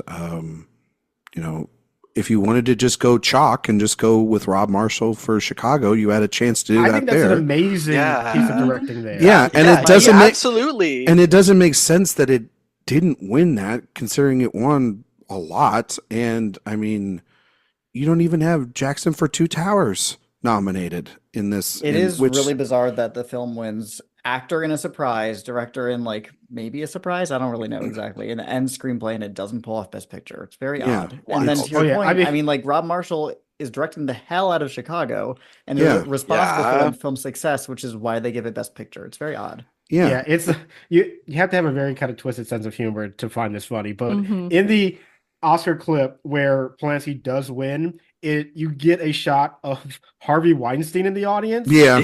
And his face is like mortified. Yeah, Yeah. he was upset. To lose Best Picture. But it is very funny to be like, to watch him see Polanski win and be so scared that Chicago's going to lose Best Picture. But I just think also too, like, I mean, Yeah. I think what Josh, you said is really on point about the film. It's a lot of like, we've seen this before. It's not to the top Like, it's tier well of his done. film. I'm not going to it's well executed, but it also is just like, just because you're well executed doesn't mean that it's the best. And I think you factor that in with just I think the difference between Allen's wins and why we could put something like Annie Hall and an S and this is that it is also his best work. This is not Polanski's best work. He hadn't made his best work in years. And the statement from the Academy is one that is it doesn't age well, folks. So and Sophia's right. It does feel pointed. It feels like it doesn't feel like a celebration. It feels like it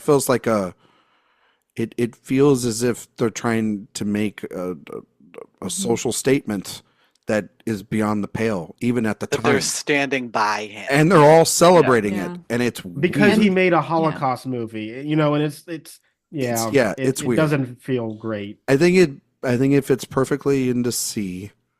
It could even go into D, but I think C's fine.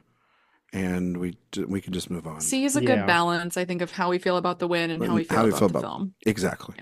Yeah. 2003, Peter Jackson, The Lord of the Rings, The Return of the King. As a win for the whole trilogy. Okay, before I agree with everything Dan just said, Ryan, how many S's are we at? We are at I believe we're at 12. Including this? No, not including this. 2, 4, 6, 8, 10, 12. Oh, I'm sorry. We're at 13. 13? Oh shit. So we have two more. So two more. But we can always we can move things around. Okay. We can move things I around. can make that work. We can also come back to the S after. Yeah. Yeah. We will finalize In that this case, at the end. I'm okay with an S for this. I agree. I don't think it's my favorite of the three films. Actually, this might be my least favorite of the three films. Me too. Same. But what an achievement, and like what he was able to do to bring this to the screen. I do, for my own personal sake, consider them all three one movie because they're telling the same story. They're filmed in succession. Then this is just the third act, Cody.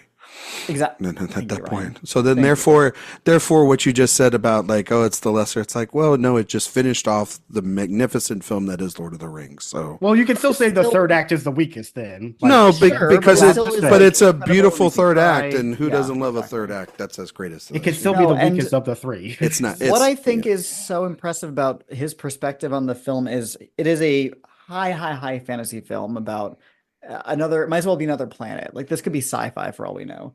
But there is something about the messaging of the film in terms of finding value in our existence, to get really highfalutin, that is so powerful and impactful and clearly touched so many people in ways that I don't think they would even have words for. And it says something about like its legacy. Like we're still watching this movie. We're still devoting 15 hours a year to give it one rewatch. Like so many people, myself included. And as an achievement for all three films, this is S tier for me. It's an S tier film. It's well, perfect. It's a perfect film, and it's part of a perfect trilogy, and I think it's the greatest trilogy ever made, and I think that I think Two Towers is the best film, and I think that it's bullshit that he wasn't nominated for Two Towers. This is, when we talk about directorial achievements, I think of this. I think of someone that he wasn't like even like James Cameron. Cameron had made Aliens. He had made T2. He had made all these big films. He had made Heavenly Creatures and The Frighteners. to give him the budgets to make this is certifiably insane. Even someone like Nolan has had a storied career of making big budgeted films. And for New Line to have the confidence to give him everything he wanted to make these, and also the risk of the fact that they were making these at the same time and not knowing whether the audience wanted them or not, Kevin Costner, is beyond, that's terrifying. And for them to be probably for our generation, some of the most influential big budgeted films of all time, for it to have the historic Oscar night that it did, it's because it is, yes, a culmination of the entirety of the project, but it also, like, this movie's payoffs of everything that you've seen in those two movies are beautiful. And it makes you, and I don't care how many people always, say it's got like 900 endings. I cry at like all those endings. That's the thing. And they're beautiful. And Cody, to your point, yeah, I'm the dum-dum that bought tickets for 3 different nights next week to go to see him back to back to back, because every time they're on the big screen, it's like, I have to go see those. Like, they're portals. They are the ultimate nostalgia machine for me. And I love those movies, and I watched them so many times, and I own them on so many different platforms. And yeah, and Jackson really never got back to this pinnacle either. So it's kind of lightning in a bottle. Well, but he's it's also kind of been stuck in this world and now, and like archiving the Beatles and everything. But like, it's insane. And also too, you think about the technology and Weta and being able to, how that sort of shaped the future of cinema as well. Like, it's just as influential as Titanic and The Matrix in terms of modern blockbusters. I genuinely think this may be more so. Genuinely, like, I won't go into my whole thesis on this, but like, without Lord of the Rings, I do not think we get the MCU. I don't think we get well, that makes me want to bump it down. Right, but it happened because this is like the good geek, like, this is them using their power for good, and MCU is kind of using it for evil. But like, without this, we don't have that surge in geek culture that reprioritizes these things that so many people for years have looked down on. But also it is the intersect of geekdom in general audiences. Yes, because this is a movie like where studios are like, how do we get more of that? And they have very rarely been able to get that. Like, I actually think more of the comparison is like, yeah, we don't get Denis Villeneuve making Dunes without something like this. We don't get. Now I might want to put it down. I know. I was gonna say, well, there's another that's on the studios. That has nothing to do with these movies. Yeah, and it's also about the impact these are massive risks. Yeah, this is one of the biggest risks in modern cinema, maybe cinema history, and it paid off and it worked. And for that, I do think an S is appropriate for the monumental collective achievement that he was able to pull off. It's a great movie. And that's clearly how they were voting too. Absolutely. Let's be clear.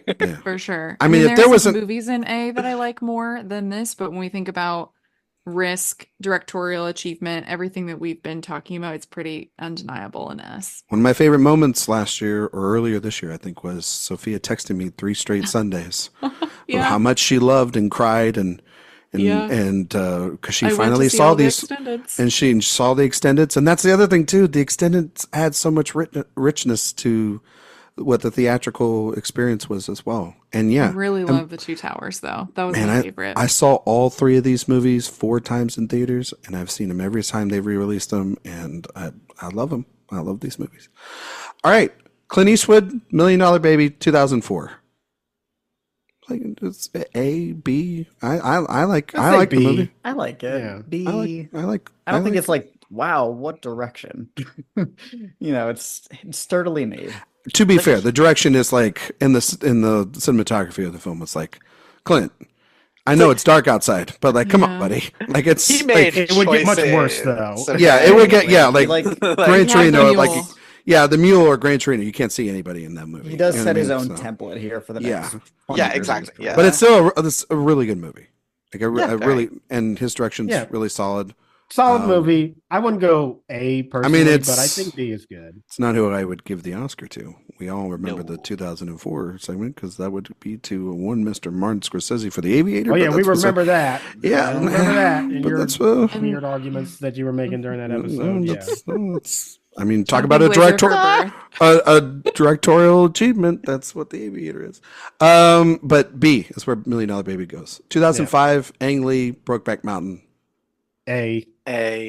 S. S for me personally. Okay. The problem is that I have somebody coming up that I just feel like I need to make a stronger argument for with an S. That's the only reason why. I have two more S's after this personally, so Yeah. I'm a little worried. Mhm. But I have two as well. but I love this movie, but that doesn't mean that I watch this movie and often find myself wanting to get to the good parts, which is why I'm an A, not an S.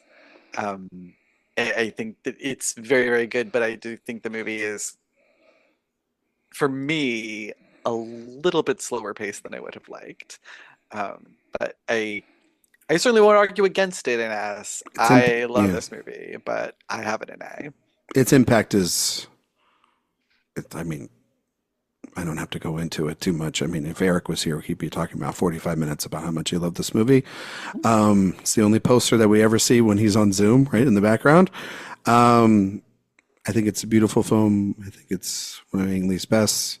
I know he's... And kind of an atypical win for directing these days, because usually it's always the giant, like, technical achievement. And, I mean, Ang Lee's very next win is that. But this one is so quiet and intimate.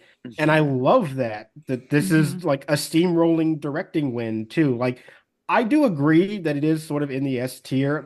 The only reason why I didn't do it is just because there is something coming up that I had more passion to argue that for. But I do think it's an incredible win. Yeah.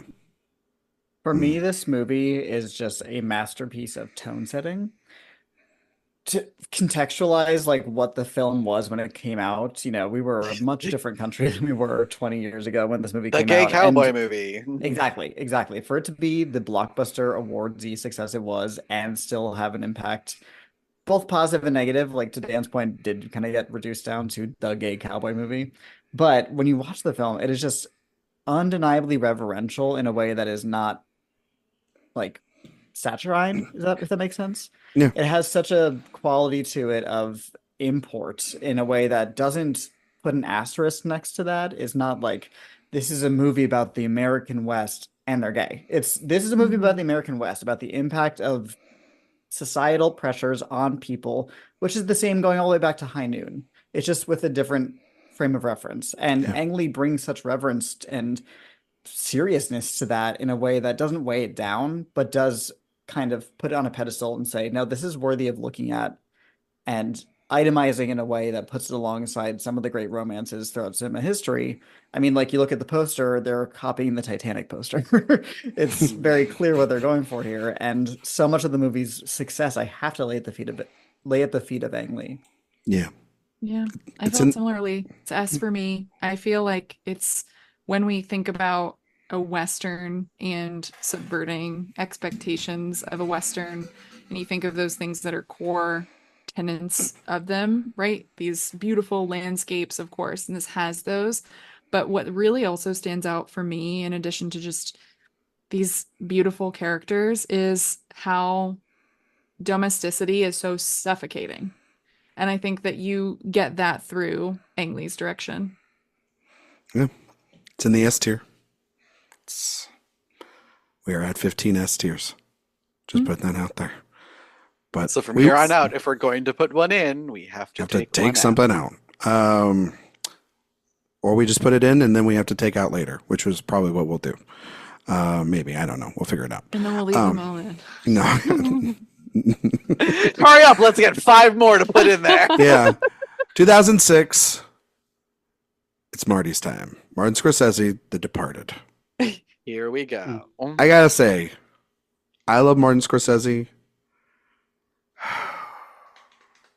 I mean, like, the win is very career win. I think he's had films since that he could have won for. I think he definitely had films before. looking at the nominees, I wouldn't give it to any of those people in that category. There's tons of people that were not nominated that I would nominate for. Mhm. I like The Departed. I think The Departed is a wonderful plane movie. Like I watched it on a plane The last great year. TNT movie. Yeah, it's like great, and it's also like at the time it was a huge hit. I was surprised how much I liked it. I was surprised it won all the Oscars, and this was Marty's breakthrough. I would put this, out of respect to the greatest living filmmaker, I would put this in the A tier. But I think that this is like a B plus ish win. But I'm putting it up I'm giving it the Scorsese 1 point bump. Well, it's funny you say that though, because even with the Scorsese bump, I have it in B. Okay. I'm going to be honest. Like I do like The Departed. I think it's really enjoyable, and I'm happy that he has a win, and I would give it to him of this group. But for me, this is just it's so much lesser than his other films, and I think that the direction is sort of all over the place. It is, and I think I described this when we were talking about Picture. It's like Marty's greatest hits album, where like he's doing pop music, where he's kind of using a lot of flourishes we know him to use. He's not really doing anything different here, but it also was a big achievement that year at the box office, and people love The Departed. So I'm good with it at a B. Also, Monahan's script is just not my favorite of the. It's something. It's something, all right. You guys, what do you guys think? I'm at a Scorsese? soft A. I really do enjoy this movie. I find it very enjoyable, but I mean, like, my God, is it even top 10 Scorsese? No, Probably not. it's not. Not for me, at least. Yeah. It's a good movie. I do like it. The only reason why it would be in the A tier, though, is because it is Scorsese's only Oscar win. And I don't know if that is enough for me to qualify it in that realm. That's the thing. Like, even as Scorsese's Oscar win, I'm like, really? Like, his win for this? Like, and especially and this is for me in this category, I would happily give this award to Greengrass or Eastwood over Scorsese for this movie. I love that Scorsese has an Oscar. I think even everyone in the Academy knows that this is not the film he should have won an Oscar for. It is, I think what Sophia said is exactly kind of correct. It's Scorsese playing the hits. And yeah, he can play those things better than most directors. Like a B-level Scorsese movie is most directors would kill to reach that level of, greatness. But for me, still, it's a B tier. That being said, though, like it's probably like in the 10 to 15 range. The Departed for me as a film, still better than like way big majority of these movies. It's better than Mrs. Miniver, I'll tell you that. But it's better than like How Green Is My Valley, or like A Place in the Sun. Oh, I don't know if it's no. Yeah, or The Last Emperor. Like these A are Place like in the Sun is better than The Departed. I'll watch The Departed again more than I'll watch Vera Farmiga, not as good as Greer in Mrs. Miniver. Well, Greer's given more to do. I see the B, but it just feels. It kind of hurts a little bit. Sophia, thank you for making me think of Vera Farmiga and Greer Garson in the same universe now. We've been recording for so long. This is happening. It makes me hurt that Marty's in the B. That's the only thing. Well, but that's not blame the Academy. It's the Oscars' fault. Yeah, I know, but like, I don't know. It just. And to be honest with you, I feel like Scorsese got extremely lucky this year. Yeah. Because. Like, if this year had not been as chaotic as it was, and if like Del Toro had got in for Pan's Labyrinth or or Children of Men, right? If Marty had won his overdue Oscar for like Gangs of New York, which almost happened. Yeah. So, or if they would have just done it for The Aviator, and that would have been okay. Well, it would have been okay. Yeah, then we would have been talking Esther. You know what I mean? 2007, No Country for Old Men. A. This for me personally is an S tier, but where we are, I'm not going to argue. So A is just Well, fine by me. I mean, it's A because it's not the right winner. I It would be third. I would put it second. It would be third for would me. you put Gilroy second, Ryan? Hell yes, I Yeah, would. okay, that's- Michael Clayton fucking what rules. a banger of a movie. Like, We I don't love get Michael movies Clayton. like Michael Clayton anymore. And that Yeah, 'cause rules. it's not 1974 anymore. I know, yeah, and it should be, damn it. unfortunately. God damn it, it should be, Josh. But that movie's so impeccably directed. It's insane. Yeah, but the Coen's having an Oscar. But it's for a great directing for movie. No Country. Oh, I mean, Right, yeah. listen. Right. I And- love the Coen I- brothers have Oscars. Like, I'm it's a great. little. Oh, what, Dan? What are you gonna pull out the Julian Schnabel argument? I mean, I would have given it to him over the Coen brothers, but this is also not.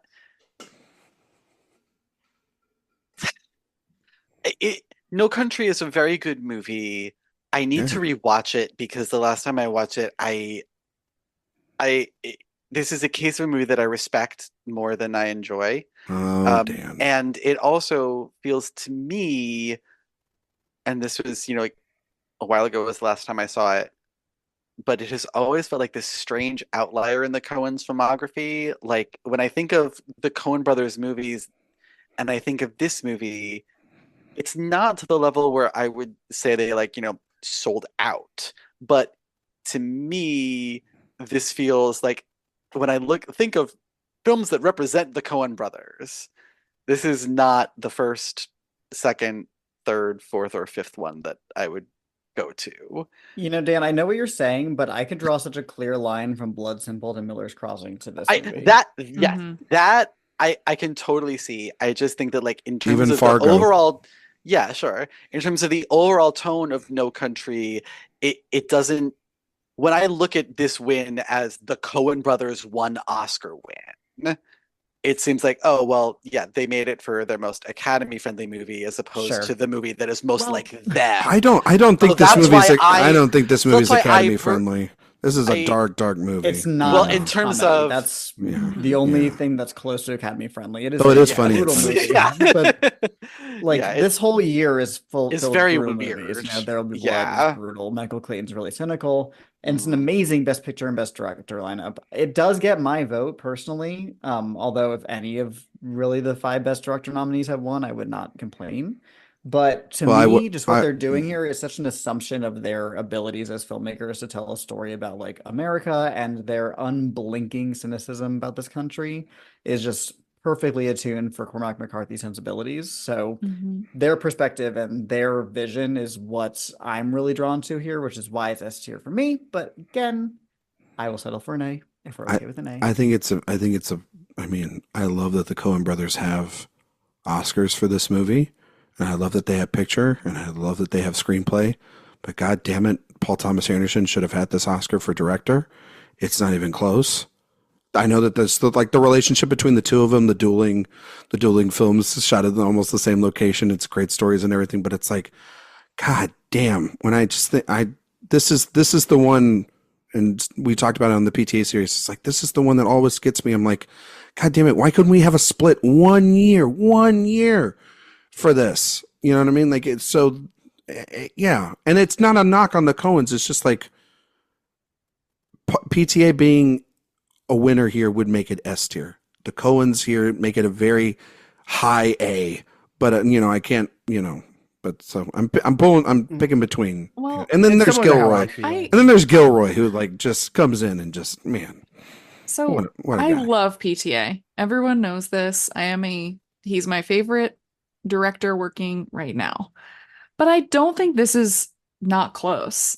I think No Country for Old Men is a masterpiece. I think for me, this is a 5-star film that takes something that you would initially think of as a crime story and completely elevates it into something poetic and that speaks to generations of America. And I think what it is for me really is, I know people talk about Javier Bardem in this movie, but for me, it's actually Tommy Lee Jones that I always think about when I go back to this movie. And I find his performance to be really painful, and it's just, I think, fantastic. But the ending of this movie actually is what connects this also to the rest of the Coens filmography for me, and again elevating that, and it's such a good flip on a classic Western. So it's S for me. I know we're over, but and I would, even though yes, I would still give it to PTA. I think this is one of our great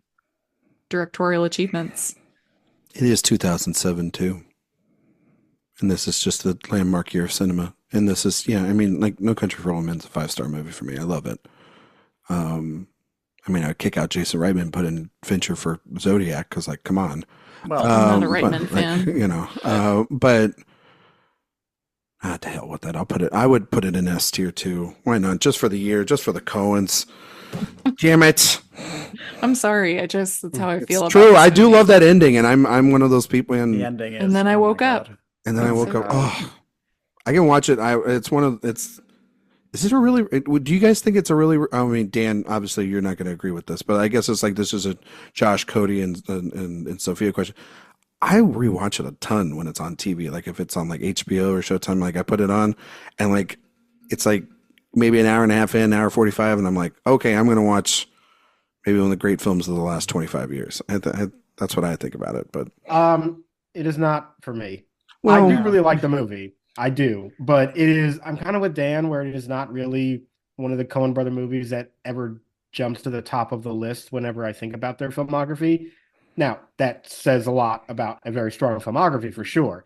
But for me, it's not quite in the same realm, which is why I do lean more towards A for them for this win. But I totally understand the kind of overall cinematic weight that movie has and that this win has. So I'm not, gonna fight too much on the S placement. I totally understand it, even though I don't personally go quite that far with it. I do also think there's like now I'm looking at what's coming up next, We have like too later, many. I know. I'm okay to kill my darling here. Yeah, well, also, well, no, I was A. gonna say there's not many more S's for me. So like This is also I have a few. personally my one. ranking. This is my lowest S, so I'm okay with it being A. Okay. All right, it's going in the A. 2008 Danny Boyle's Slumdog Millionaire. D. Oh, I had it in B. I had it in C. I had it C. I'm a B, but like not in a way that I I rewatched that movie not too long ago, and it did not hold up. No, it doesn't at all. And I I don't don't think his direction is the problem with it, though. No, but he Dan, I doesn't agree. really I think help the it screenplay either. is He doesn't. weird. It's his like. There are moments in which he does help it, and then other moments where he's like, "Let's just get this filmed." Yeah, that's why I think it's like in the American Beauty category of C probably, where it's just like it has highs, it has lows. Overall, it's in the middle. I'm fine with C. That's Yeah. fine. Let's go. I with won't C. argue with it. 2009 Catherine Bigelow, The Hurt Locker. I will say this because I am well on record that I don't even like this movie very much. This win is an A. Agreed. Mhm. At Just least. for the history of it, Yeah. I do like this movie quite a bit, and I do think the direction is the key to its success. So Yes. this is very clearly an A for me. Yeah. Mhm. This is an A. I just wish Mark Bowl was a good writer. Yeah, because his Oscar shouldn't be with him. No. Should be with Tarantino. And Tarantino's I mean, I don't even agree with that, 9/12, but it should and not have been with everybody's Mark happy. Yeah. Oh, you would do the swap, Cody. Or Zero Dark 30 to Bowl and Glorious Bastards to Tarantino. I can go with that. I think so. I think Zero Dark 30 is a better screenplay, and Inglourious Bastards is a better screenplay than Hurt Locker, or all four of those movies, frankly. Yeah. So yeah. Mhm. Whereas I would have given it to the Coens for A Serious Man in 2009. Oh, that's Yeah. good. That one is a too. good one. That crazy run where they get 3 Best Picture nominations in 4 years. It's Oh, that's wild. good. Amazing. That was what a time. It's going in A. 2010. Mr. Close-Up himself. The King's Speech. Okay, Really. so I'm going to make a very passionate argument that Oh, this is man. an F. Okay. Oh, thank God. I didn't think I was like. And I have it in here's F the as reason well. why. The Yeah. movie itself, I actually think is good. I like The King's Speech. I think it's a good movie. I don't like the direction of that film. Yeah. And I think it is a very badly directed movie. The movie succeeds in spite of Tom Hooper. So not only are they awarding bad direction. But plotting the ripple effects from that win That's just true. shows you that it just emboldened him to make worse and worse and worse movies, which would never have happened if he didn't win that Oscar. So that is why, to me, it is like the biggest definition of what an F is, because it's bad work being rewarded that also has terrible consequences that came from that particular win. So Yeah. even though the movie itself is good, I think that the direction is bad, and what happened after that win is even worse. And it's one of the worst just wins, head up, straight up. When we all know about, I know that this is well documented, but God damn it, I'm just going to say it again. We all know David Fincher to be a master director, just so meticulous in everything he does. The Social Network is one of the movies of our time, period, in the story. And it's so well directed. It's ridiculous how well directed that movie is. And that the Academy went for such a stiff upper lip piece of crap. It's just so eye-rolling and predictable of who they are. And yeah, from this we got the terrible close-ups in Les Mis to then jellicle buttholes in Cats.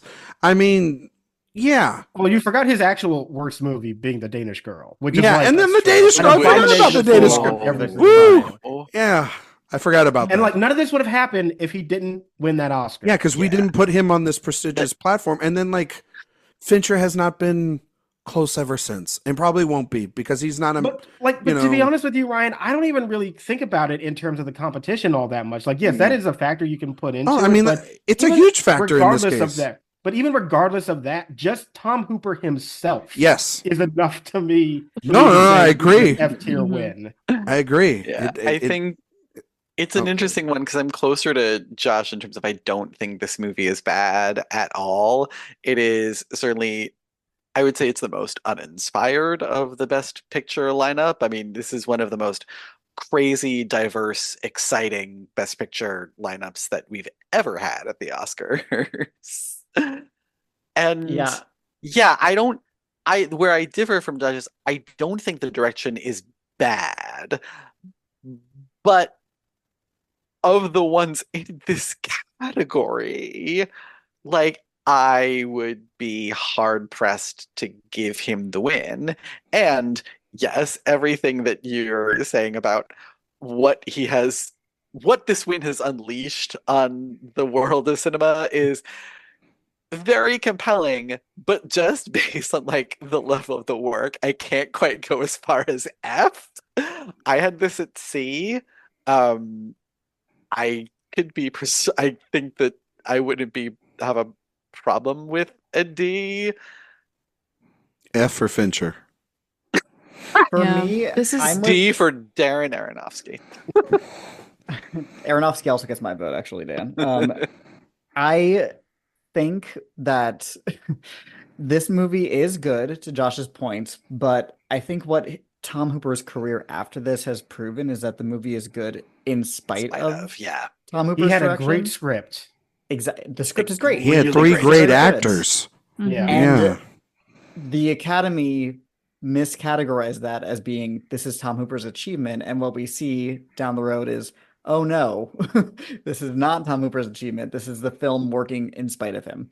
Yeah. And his reign of terror of the decade that begins in 2010 with this and ends 2019 with Cats is like legendary stuff. Yeah, it's like And Chef's the kiss of like a Academy- downward spiral. Yeah. Right before the Yeah. pandemic started, he caused our apocalypse. It's insane. And the Academy like legitimizing him in Amber forever with this win is so bizarre when he's like, I'm so sorry. So clearly the number 5 of this race. Yeah. It's just the other thing too about Social Network. When you're talking, Cody, right there about like misreading the film, right? For thinking that it's Hooper is just responsible for why the King's Speech works. If the Academy thought watching The Social Network that Aaron Sorkin was the only reason that movie was good, when the thing about that movie is the I didn't tandem. think that. Yeah, they did. They gave him the Oscar and they didn't give it that to Fincher. 10 nominations. They clearly thought Did there they was give before Fincher and the good in win? that movie. Did they give Doesn't David Fincher the matter. win? That's the point. Clearly The thought point that is there was more to that movie No, than Dan. just Sorkin because they wouldn't have nominated it in so many places otherwise. In the wins. in the wins, which is what we're talking about, they clearly thought, well, the best way to reward this movie is that score and Aaron Editing. Sorkin and editing, and then kind of forgot about the fact that the greatest thing about The Social Network is the marriage of these two figures in cinema, and David Fincher and Aaron Sorkin coming together. It's why people are so scared about the potential of maybe down the road having a sequel, or why Aaron Sorkin's career has looked like an up and down mess as a director, because they're like, whoa, we really need David Fincher to kind of direct his material to rein in some of the crazy shit that he's been doing in his movies like Molly's Game and Trial of Chicago 7 and Being the Ricardos as well. So there's a little bit of a ripple effect there too from losing this as well. But I just think that, yeah, Hooper, he sucks. I don't It's an F for me. This is one of the signature bad wins of my lifetime, I think. Yeah. So I got to put it in F. And that's where it's going. Yeah, it's a strange case because the movie itself is not bad, but I remember think enjoying the win it. is It's good. is atrocious work for me. I don't like the direction. You know of what it that is? movie. It's like a YouTube clip movie. You know when you when you can see a movie in like a scene in like 90 seconds maybe, and you're like, oh, maybe that's not that bad. But then you put the whole thing on, you're like, I don't want to watch this whole damn thing. You know what I mean? Yeah, it's Also a bad just love win that, for like- what it has wrought. Yes. I also love Oh. his one big thing was like, when people are alone in a shot, I'm not going to put them dead center. And everyone was like, directing. What an achievement. Speaking of an achievement, 2011, Michelle Hachinavichus for The Artist. So I like this win. I do. I like the direction of this movie. I personally would put it at B.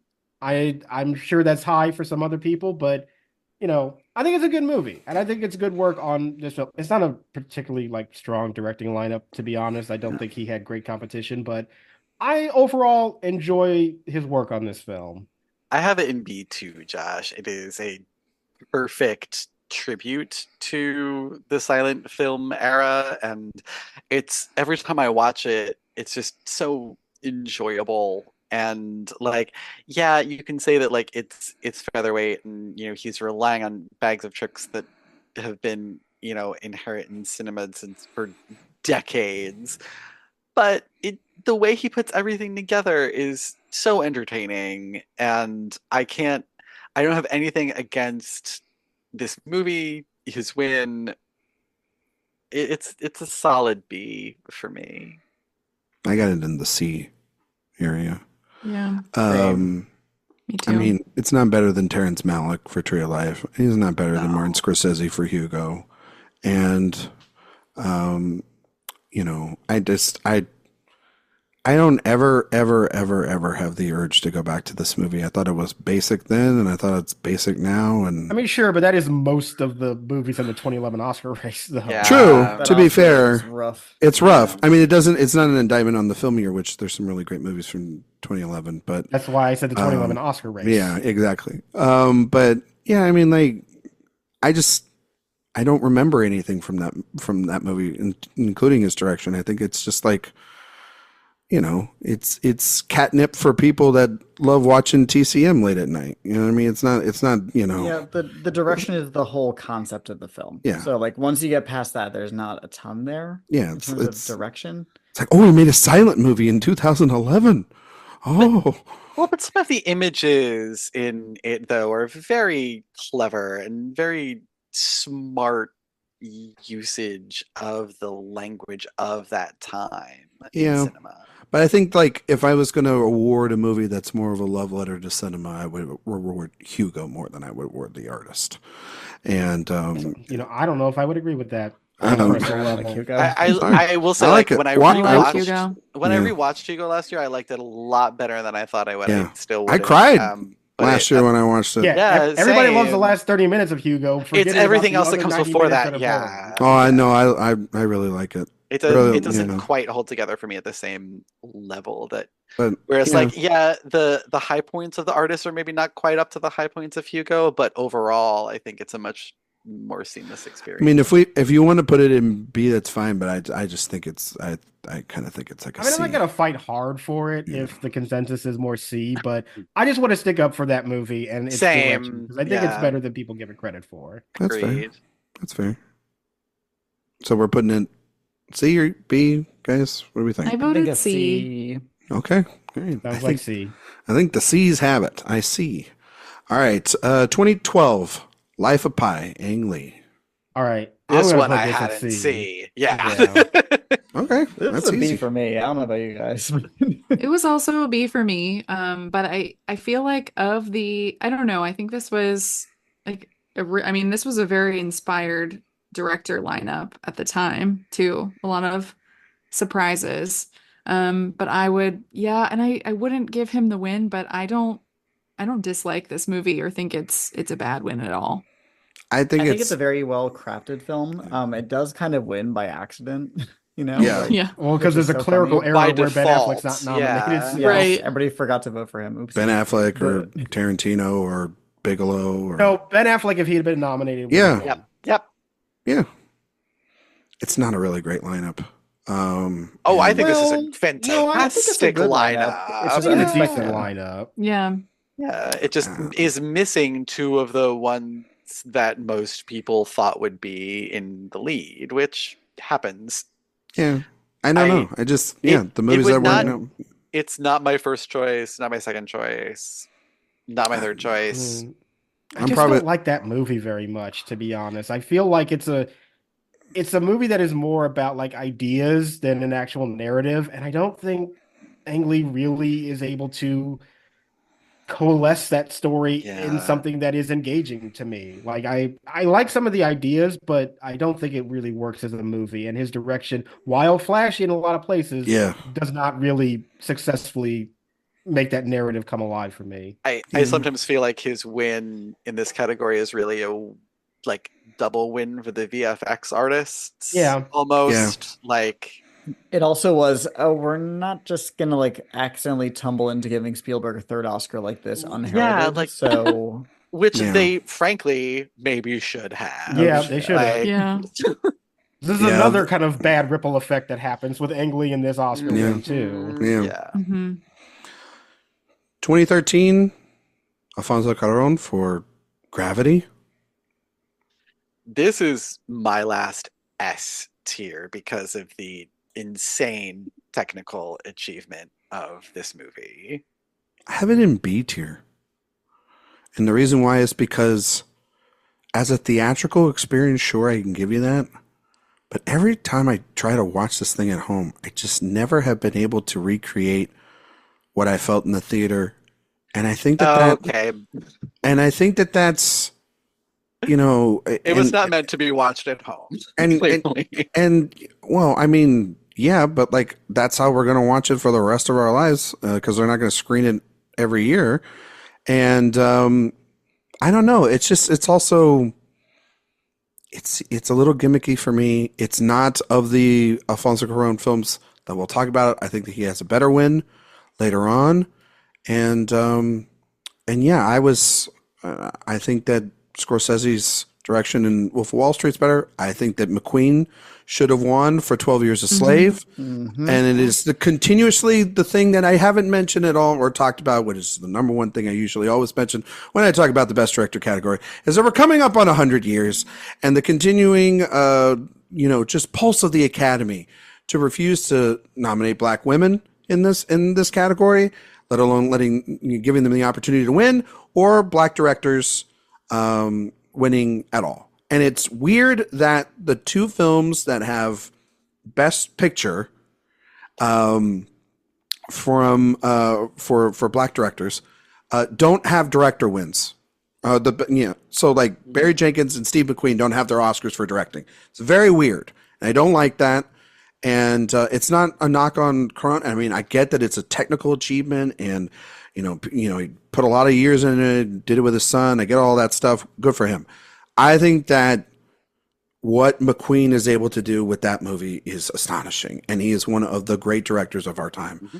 And you'll never get me to understand the love for a movie like 12 Years a Slave and think that it just we're gonna give it all an acting win. We're gonna give it technicals. We're gonna give it screenplay and picture, and we're just gonna not give it director. It just when that movie is so impeccably directed and precise at times, and I don't get it. But yeah, Gravity would probably be in a B tier because you look at Gravity and you see that achievement. It's very flashy. Yeah, I get it. But also, 12 Years a Slave is very flashy at times. I mean, I agree with that too. That would be my yeah. personal winner. Yeah, Gravity for me is actually a C. I don't really the things it does for film as a film. I don't know. We're on almost hour 6. I'm losing my mind here, but the ways it captures like what it's telling and how it does it doesn't really resonate with me in terms of directorial achievement. To your point, Ryan, in the way that Steve McQueen for 12 Years a Slave does.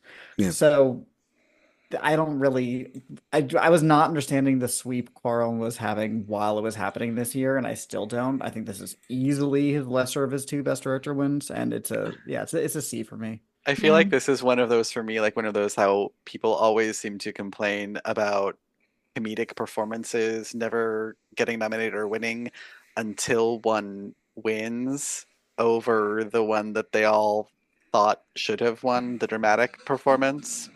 And I guess I kind of feel that way about Gravity. Like we always wonder why don't action movies win Oscars and then complain when one does. And people have different, mileage may vary with this movie in particular. Absolutely. And I get that. But I think that's also another reason why I like kind of stick up for this movie. And to be fair, like if had 12 Years a Slave won, that also would have been an S tier win for me. Yeah. I'm fine with it going in the B tier. I had it in C tier, and I know that's just because of my own issues with the movie. I don't like the movie. I didn't like it when I saw it in theaters back then. I just always felt like it was sort of like a silly video game, and I just could never really get on board with it. But I understand parts of it that are technical achievement and why it, people thought it should be recognized. But it's also, I mean, this is ridiculous to even say, but I'm going to say it anyway. It's like this winning in 2001, not winning director. It's just, it's like, come on. No, I get you.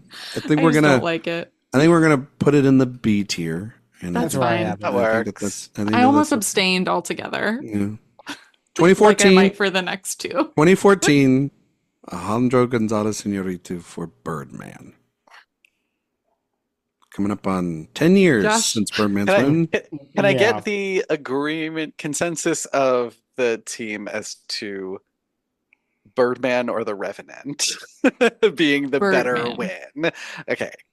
I agree that Birdman is a better win than The Revenant. It is a better win. Like against who it beats, sure. But I think I like The Revenant as a film better. Interesting. If nothing else, I always forget until you talk about it, Grady, that I remember you do not like Birdman. Like really don't like Birdman. I do not like Birdman. I agree with everything Cody just said. Like I like The Revenant more than Birdman, but the win is, I think, better with Birdman. I don't know. Beating George Miller is worse than beating Richard Linklater. I think they're both bad, but I can live more with Linklater losing and Wes Anderson losing for Grand Budapest Hotel than George Miller losing for Fury Road. I have Birdman in like a C tier. This is why I'm so glad when we talk about it in a couple of minutes why Sam Mendes didn't win for 1917, because gimmicks, I hate them. I hate gimmicks. I hate the one shot like the one take gimmick. It's and it sounds as pretentious as Alejandro González Iñárritu makes this movie. And so I thought at the time it was fine, and then upon every rewatch since, it is just lessened and lessened and lessened. And it's when you look back 10 years later now, the films in its lineup outside of the Imitation Game, like Foxcatcher, I think is a really great film. And Where the Hell Are You, Bennett Miller? Linklater would have been my personal pick in that category, Bennett Miller. Anderson and Linklater, though, making some of their top tier films for me. And Linklater too, especially, it just doesn't make any sense because from the just like we've talked about other people's narratives on this ride.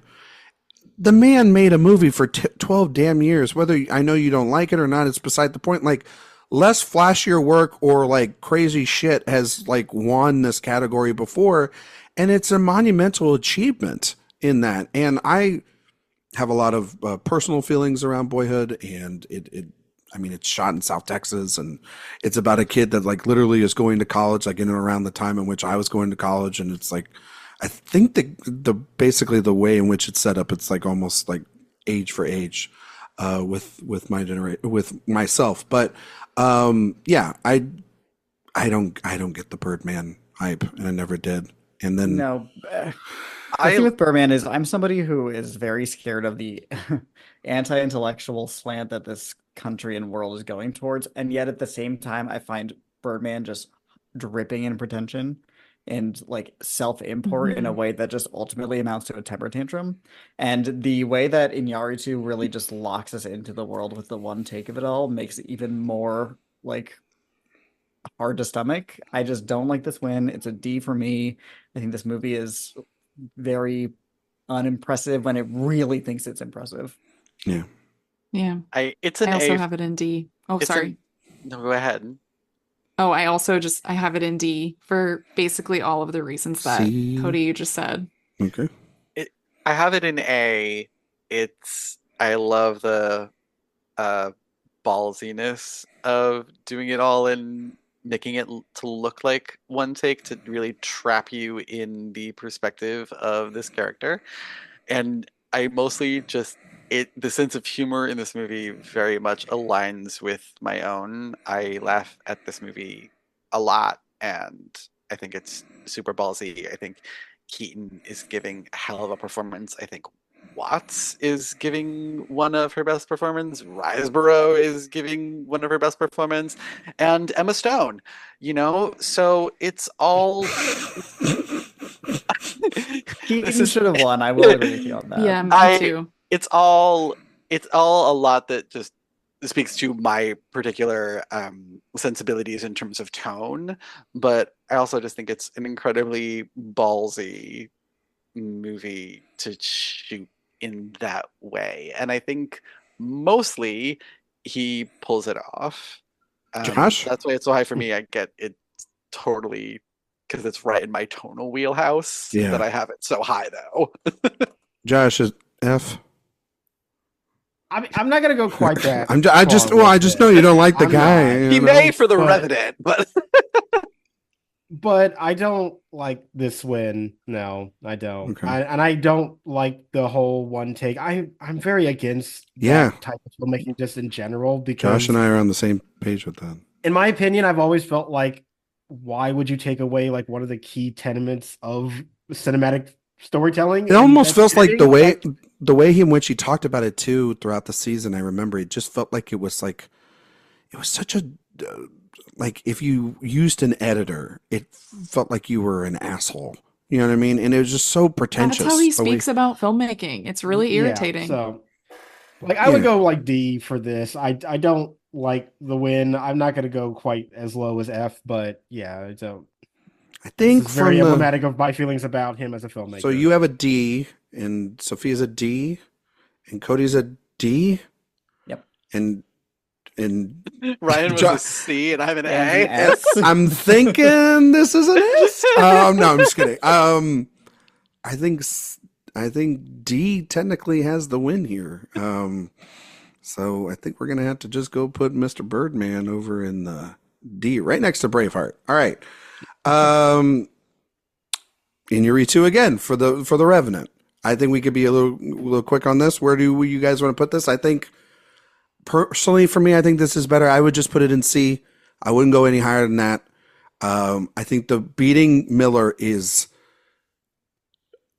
just bullshit. Like there's no that is unforgivable. Yeah, it's ridiculous. Honestly, the AGI's win for this is a second win for Lubeski. Yeah, that's really what it is. And he shouldn't have won that damn Oscar anyway.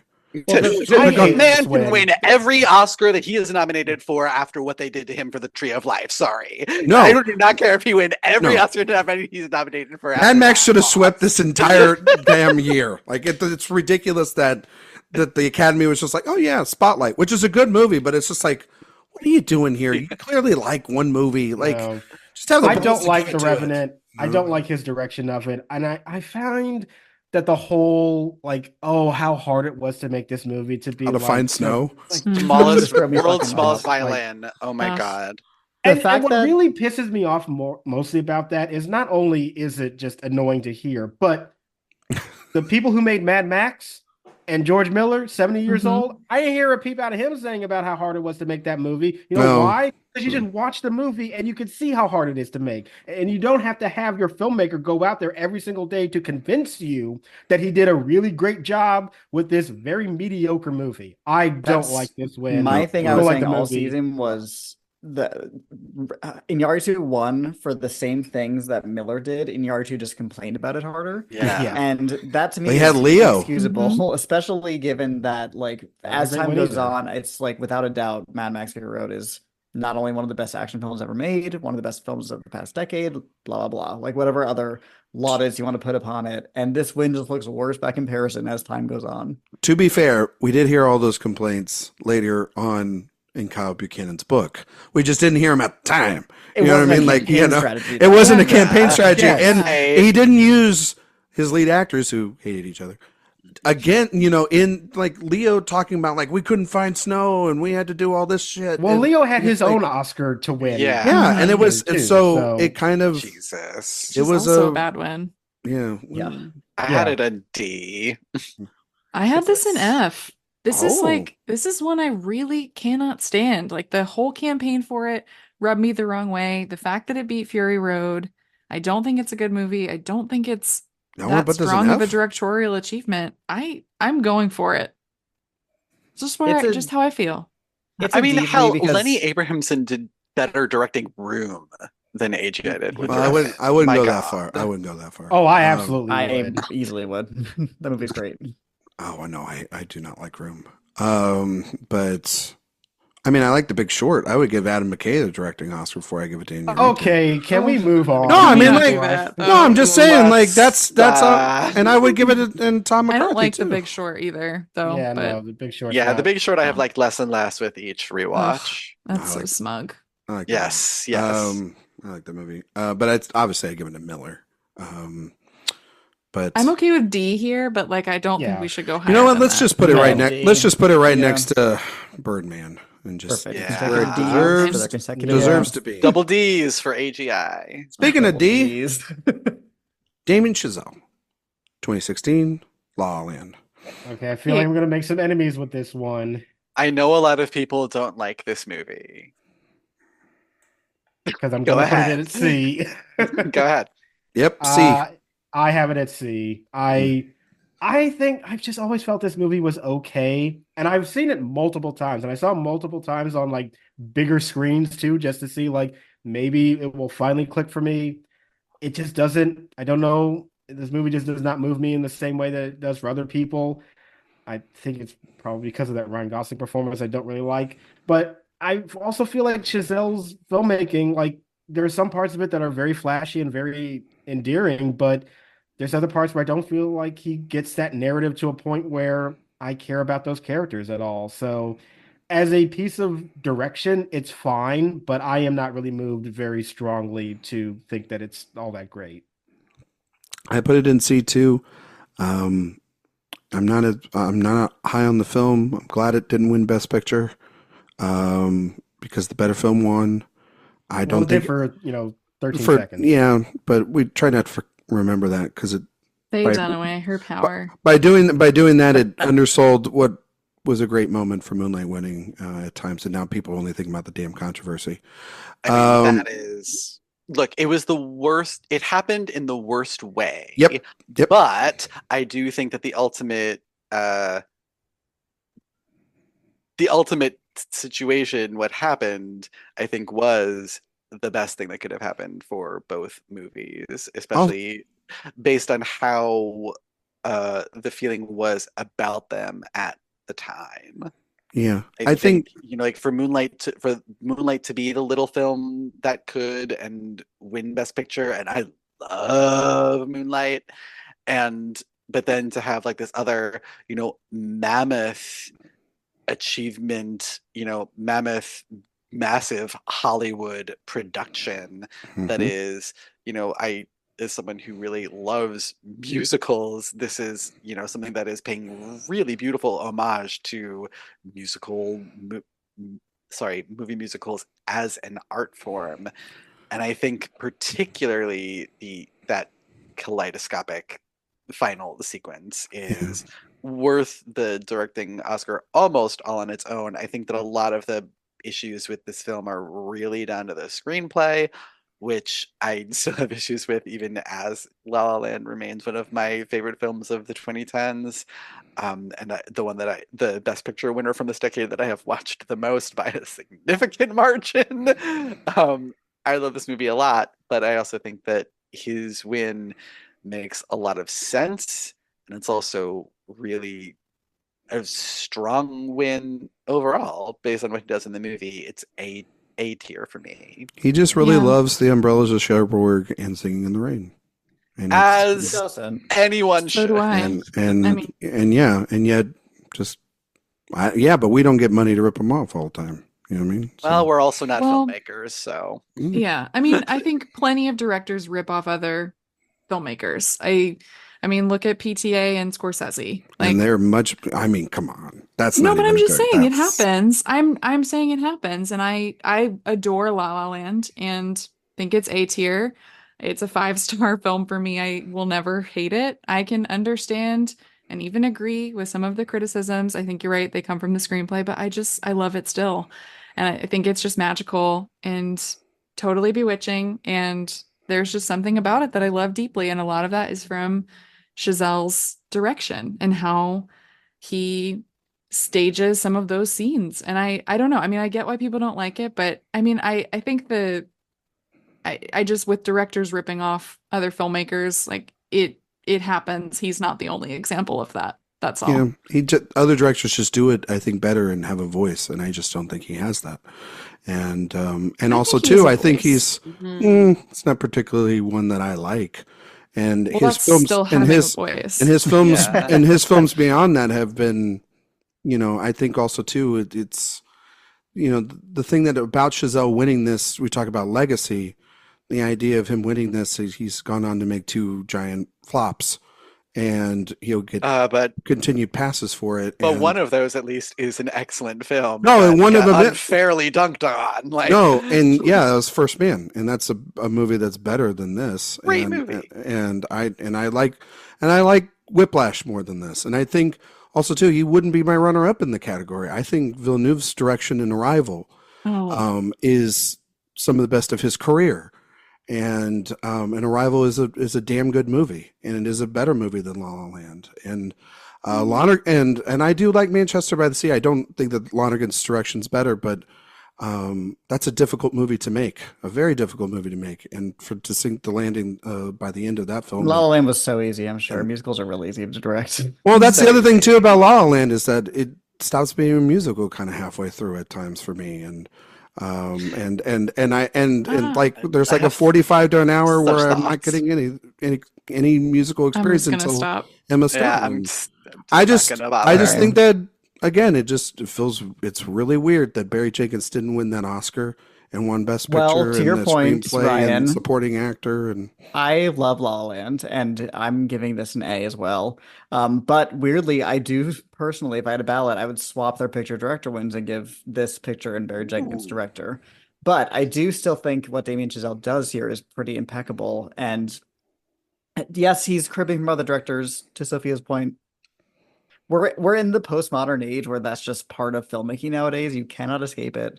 And I think it's more about how well do you do it. And for me, he does it exceptionally well, where every musical number to me is really wonderfully staged. I think the performances are pretty fantastic. I do think this is a good Oscar win for Emma Stone. I know that gets less and less popular as years go on, but I do agree with that. I think she is excellent in the movie. She's wonderful. She's like third in the lineup. Natalie Portman and Isabelle Huppert Yeah, it's just a great incredible lineup, performances. yeah. It's a good lineup. good It's a very good lineup. lineup. Yeah. But I think Chazelle's direction is he very clearly made the exact movie he saw in his head. And that's hard to do, and that doesn't always happen. So for me, it's an A. And it's I just don't like the movie. I think No, it's just that's really fine. it's really It's tough to okay. get Yeah. that melancholy bittersweetness of the last act of this right, and he gets it so right. This also doesn't help that I watched Moonlight 2 weeks ago. So I'm Well, so and it's I like it's love- really I love it's really Moonlight. tough to Yeah. watch that movie and you go, Yeah. God damn it, this is an eye or a voice of a kind of generation, a director that's like Well, to Announce Dan's point, it all themselves, kind of it's shook like- out correctly for both movies, where they both Yeah. got to get their own achievement, and it ended up being historically probably what works best for them.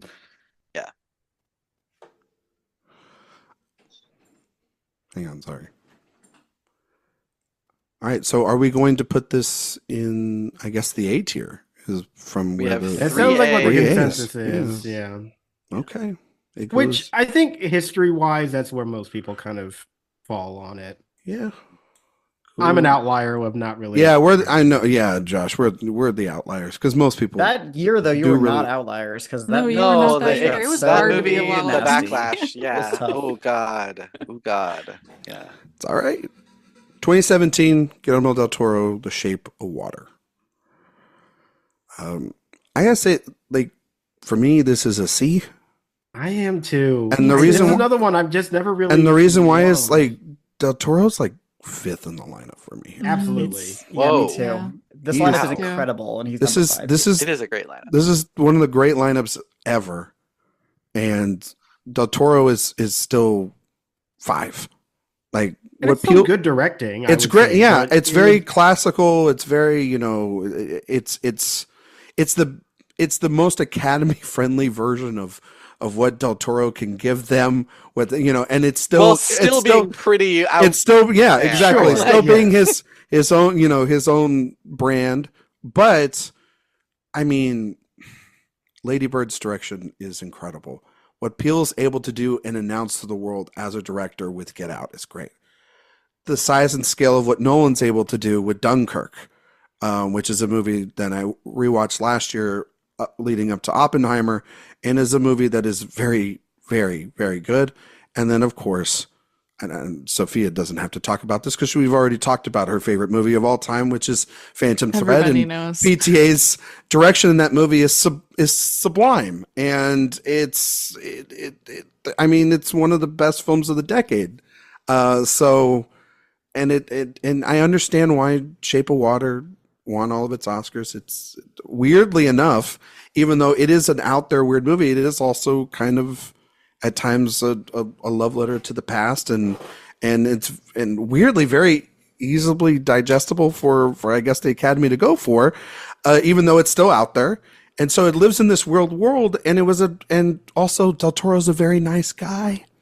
So, like, of course they were going to give it to him. Like, I always think of when he wins the Oscar and it flashes the camera to Greta Gerwig, and she's just got her hands by her face, and she goes, "I love him." Because who hates Guillermo del Toro? Nobody does. He's a great filmmaker. But I just wouldn't give him this win, and it's a lesser film in his filmography, so I put it at C for me. That's just my opinion. For me, I it's- love The Shape of Water. Oh, I'll let you go ahead then, Dan. No, that was all I was gonna say. Like, I love The Shape of Water.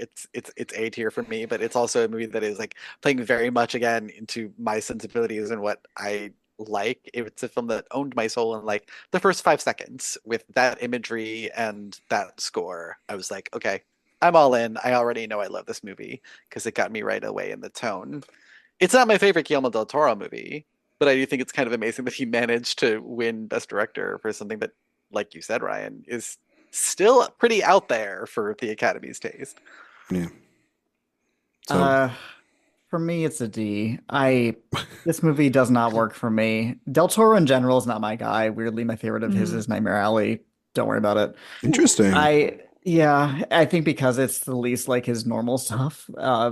With this movie, it just to me lacks focus in a really bothersome way for me. It is so much stuff piled on top of stuff, piled on top of stuff, cribbing from his past movies, from various other things throughout the cinematic world, never kind of coheres together into one singular vision. It's kind of all over the place.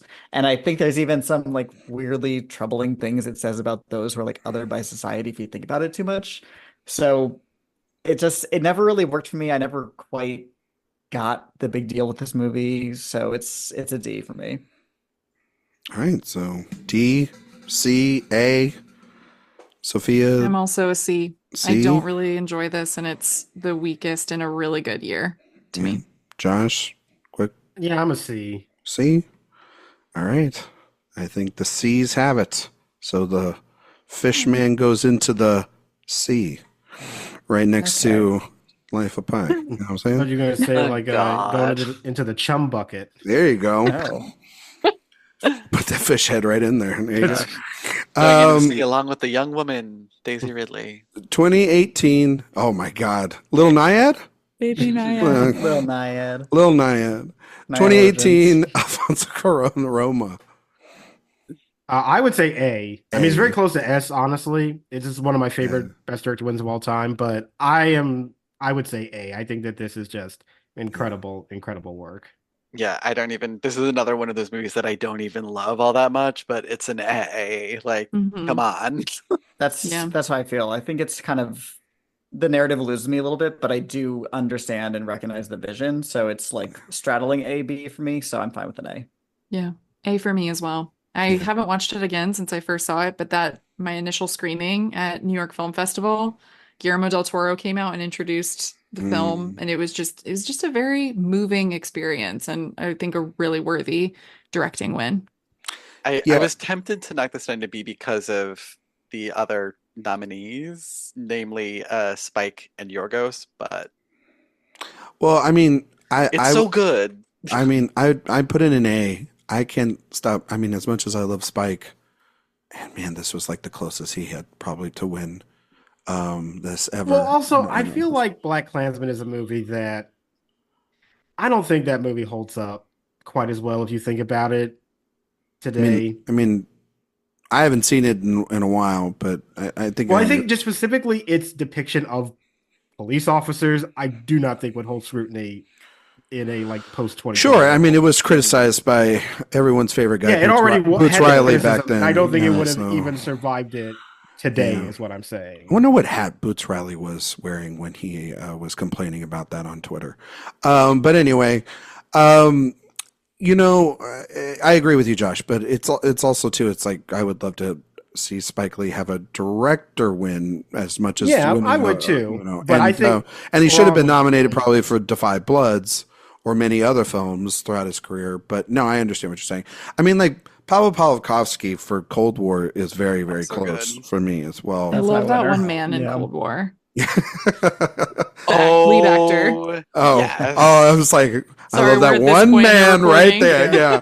Oh my, yes. But I think, you know, the great thing about this year and how undeniable, and yes, I would put Roma in A, is when they all were at round tables and Spike talking about how the water sequence, how he couldn't figure out how Cuarón did that, and how mystified most of these directors or other people were by Cuarón stepping up his game even after something like Gravity and Children of Men and all the films that he's made. So I think the respect level of this movie is high, and I have a massive respect for it too. I really need to rewatch it because I haven't seen it since, like you, Sophia, since it came out. But I was blown away by it, and I know it has this like weird reputation because of the Cold Green Book, and you know it's cold, and and that whatever. And I'm like, I don't give a shit. It's 10 times better than that movie. So in the A tier it goes. 2019, Bong Joon-ho, or Pong Joon-ho, as Spike Lee says it, for Parasite. A. I think this is an S. It's an This S for was me. this was the last S that I was going to advocate for, because not only is it historic, but the way that it came about was just so incredible, because it was a complete shock to most people, because we all thought it was going to be Mendes, and it's a surprising win. It's attached to an incredible movie. I really do feel like just the whole, almost everything associated with Parasite is just exists on this level that is hard to believe we will ever get to again in watching the Oscars. And I think this directing win is very representative of that too. I haven't. Yeah, it's Go, Cody. It's an S for me for all the same reasons Josh just said. It's just one of the best things that's happened in my lifetime, Oscars or otherwise. I And was that more speech excited was for great this. too. The speech was great. I was more Yeah. excited for him to win for this than for it to win picture, which became Yeah. abundantly clear the second that they called this for him. It's S tier for me. It's just a phenomenal film. It is all about his vision. The fact that it's hard to transport yourself back to a time where you didn't know what was going to happen in Parasite, but that was part of the excitement, was go into this without knowing anything that happens. And the first time they go down those stairs, I didn't know what I was going to do. It was the closest I can imagine feeling like watching Psycho for the first time without knowing what's going to happen, or Ooh. Empire Strikes Back. Yes. And that kind of magic they were able to wrangle as a director, where an hour into your movie, you switch it up, remake what the movie's about, and it still works with what came before. That's so hard to do. And it's just an amazing achievement. It's an all-timer. Dan, I quickly. I was at A. The reason that I wasn't at S is like I feel like the picture win to me is S, because that's like history making for a film not in the English language to win.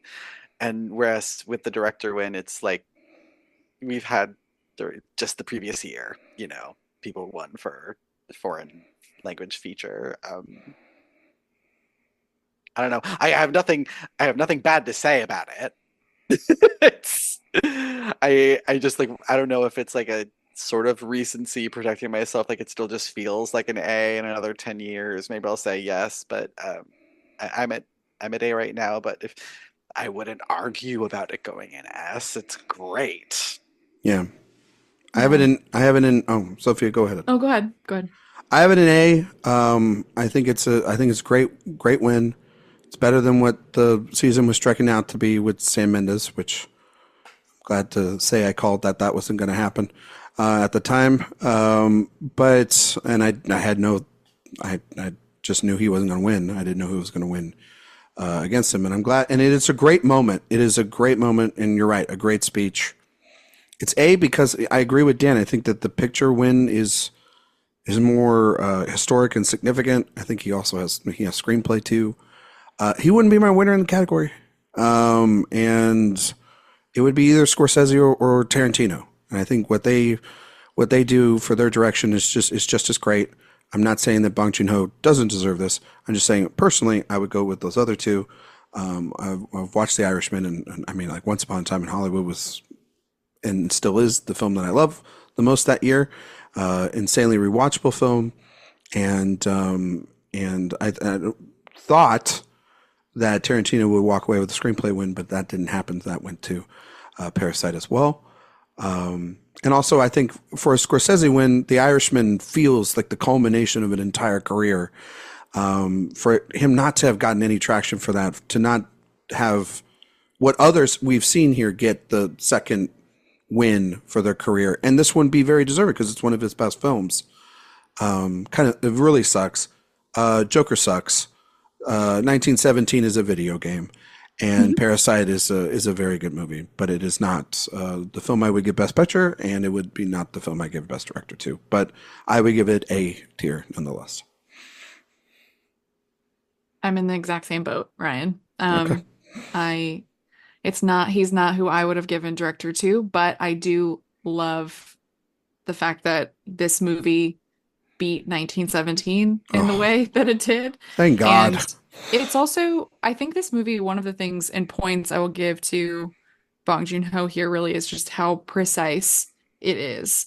Like completely executing that vision in such a perfect way. But it just wasn't my favorite here, or my pick here, so I had to go A. I think it's also recency. Yeah. Although I'm about to go back on that. Yeah, you're going to go back on that in about a couple seconds. I think it's going in the A tier. We can discuss it here in a minute. 2020, Nomadland, Chloé Zhao. I think this is an A tier. It's A for me. Yeah, but this movie speaks very closely to my own personal sensibilities of what I love in films, but Yeah. I do really like her as a filmmaker, and I love this movie, and I think her direction is a giant part of that. So, yeah, for me, it is an A. Yeah. I think it's an A, and I think she wasn't going for this at the time, but her direction's so, I mean, she was handpicked by Frances McDormand to make this movie. And her sensibilities with, her previous films, especially The Writer, going into making this movie, it feels like the perfect marriage for this material. And she made a really relevant film for a movie about what I think is a movie about isolation and being alone and either choosing that or not choosing that. And for that to release during 2020, we're all very isolated. I thought it's people kind of don't talk, I think, nearly enough about it already, weirdly enough, as a really beautiful film. And also, fucking bullshit that the Oscars gave her this award in the first hour of the goddamn ceremony, in that terrible ceremony, because it was such a historic win, too, for our first woman of color to win this award. And they're like, oh, yeah, this is after the first hour. Like, imagine if they would have given the Daniels or Nolan that award after the first hour. Everybody would have been super angry about it. And I don't think people talk nearly enough about how disrespectful that really is. But yeah, I think it's a great win. A movie for me. A win, too. A for me as well. I think, like what you said, Josh, her filmmaking really speaks to what I really love. And I think in this movie coming out in this year and just the historic nature of it, I have to go A. Yeah. It's a B for me. It's a movie that I really like, but have never quite gotten to the love camp. I'm always like just at the I'm like punching on that glass ceiling to get into the love level, and I'm not quite able to get there. But it's a beautiful movie. I think that of the nominees, even, I think she's probably my number one or number two. I think it's rude that they didn't nominate Florian Zeller, but that's a whole other thing, and maybe for the best in the long term, maybe, I don't know. But yeah, good movie, good win, and for the historic nature, I have no problem with it going in A either, honestly. Cody, A. I'm at an A. Yeah. Okay. It's a movie I haven't revisited since 2020. But it's something that even in another year, I probably would be very excited for this film to win, regardless. It captures a very specific kind of perspective on America that is not necessarily new to cinema, but I think is really encapsulated in a way that is new. Yeah. And I think the film's power is in its direction, and in Frances McDormand's performance, but those are pretty hand in hand to me. All right, last three. Come on, let's get through it. All right, 2021, Jane Campion, Power of the Dog.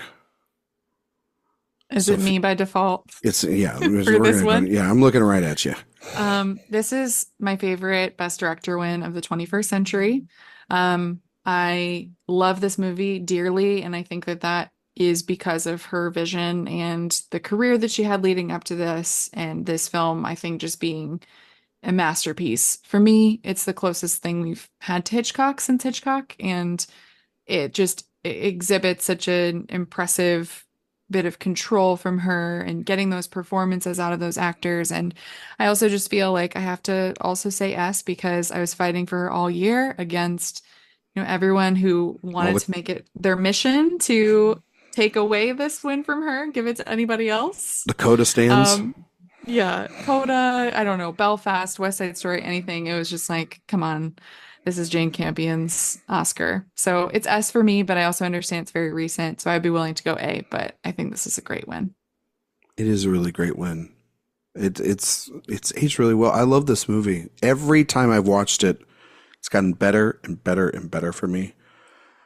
It's like right in between an S and an A. Me too, Ryan. It's like, because this is actually a really cool winner, It's not the kind of direction or kind of movie really that wins a lot of awards either, I think.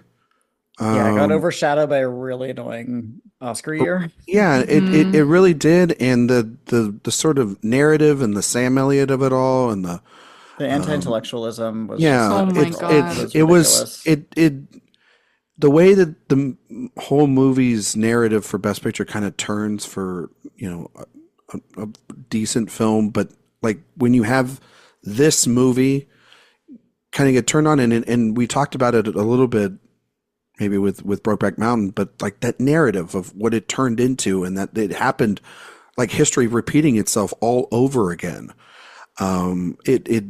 It's really sad, and that movie had so many nominations. It was a leader on the day when it happened, and then just to see the momentum and people turning on it left and right for no reason whatsoever was just kind of messed up, and it's really also messed up too because it's against a female director, which that doesn't happen even to male directors a lot, let alone a female director. And I think also too we should probably have a female director in the S tier, not because, but in my opinion, because it's one of the best wins too of the last 15 years, 20 years. I find it. I'm going to put it in A for now, but I would make a case for S and switch it up. But if anybody wants to put it in there, I can't put it in S because if I'm looking at her filmography, this is clearly inferior to The Piano. But that would be the thing. This is a movie that I like a whole lot of. The whole is not greater than the sum of its parts for me, unfortunately, even though I like nearly all of the elements of it. It never quite comes together for me. I would have given this Oscar to Paul Thomas Anderson or Ryosuke Hamaguchi instead. We can talk about the person who wasn't nominated, shockingly, if you like, but Dennis Villeneuve? Villeneuve? Yes, that would have been a D winner for me. But he wasn't nominated, so it doesn't matter. Which is all to say that, like, for me, this is a B win. I do love that Jane Campion has an Oscar. Was maybe for that's the problem. Like, if The Piano had come out in any other year except opposite Schindler's List, I would have been like, please give her that Oscar. Yeah. But I mean, yeah, that's just how the cookie crumbles for me. I know that I'm a little lower on this movie than a lot of other people, but even in terms of the lineup and her own filmography, I don't think it's the best. Josh? Yeah, I mean, well, first of all, I ride with Hamaguchi. That's very, very clear. In his car?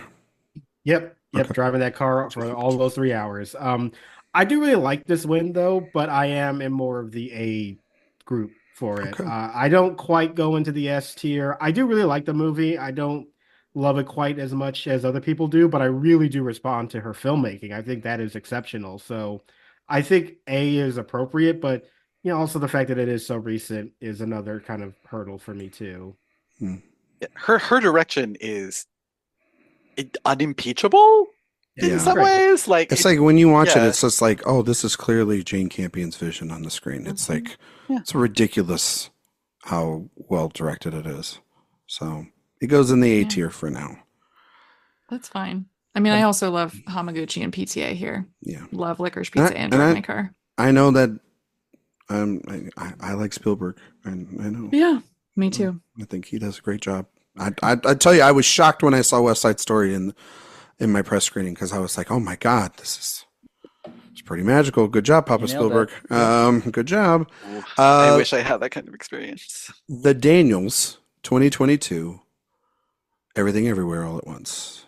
It's a nice C for me. I also have it in C.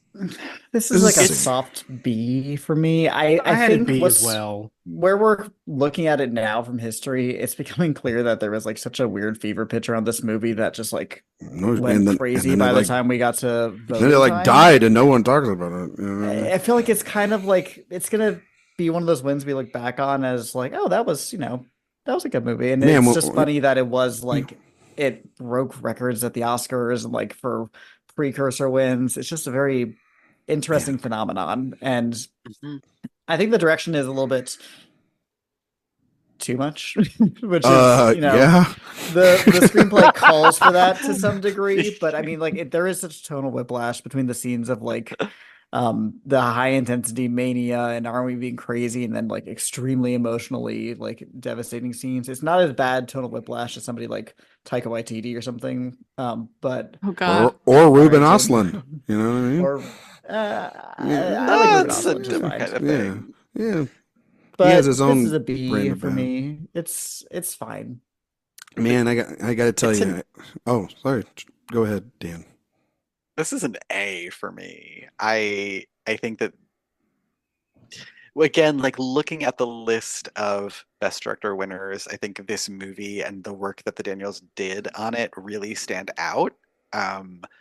Not just in terms of like what they're doing, but in terms of the type of movie it is and how crazy it is. Like this is the kind of movie that you would think someone like Guillermo del Toro would have won for instead of something like The Shape of Water. It's just very, very wild. And the fact that it is so wild and still got the Academy's stamp of approval is really kind of insane to me. I think that it contains several of the best individual scenes in any movie in 2022.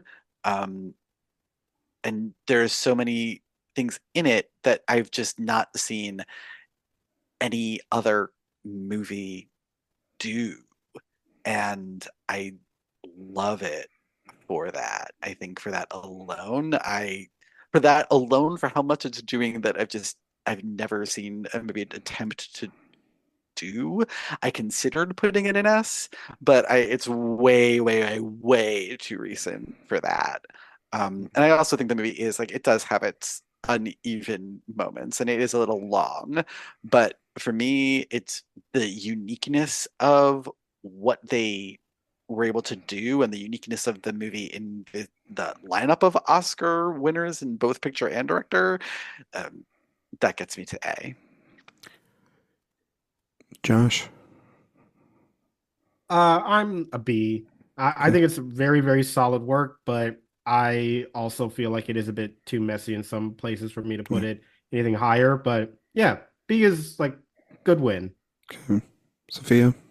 I had it in C. I don't like this win just in this category. I would rank it fourth. Todd Field, Me of course, too. would be my Yep. winner for Me Tar. too. But Same. I feel for the Daniels, like for me, like I tried really, really hard to convince myself that I liked this movie, like to get on the bandwagon and because everyone loved it. I tried really hard and I just like at one point I think even convinced myself that I did and then it's just not for me, I feel. And it's just because it's too much. I think it's very messy and it's very all over the place in a way that makes it to be, I think, just not a really enjoyable viewing experience. It really drags. And I think that the direction is a big part of that. But I would be okay with B. I understand moving it up there. It's just, again, not for me.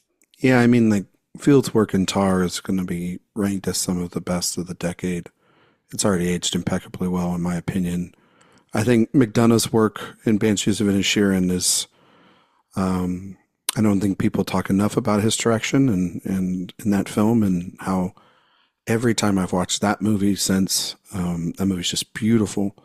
And I think Spielberg, top tier Spielberg for me in The Fabelmans, a movie that devastated me then.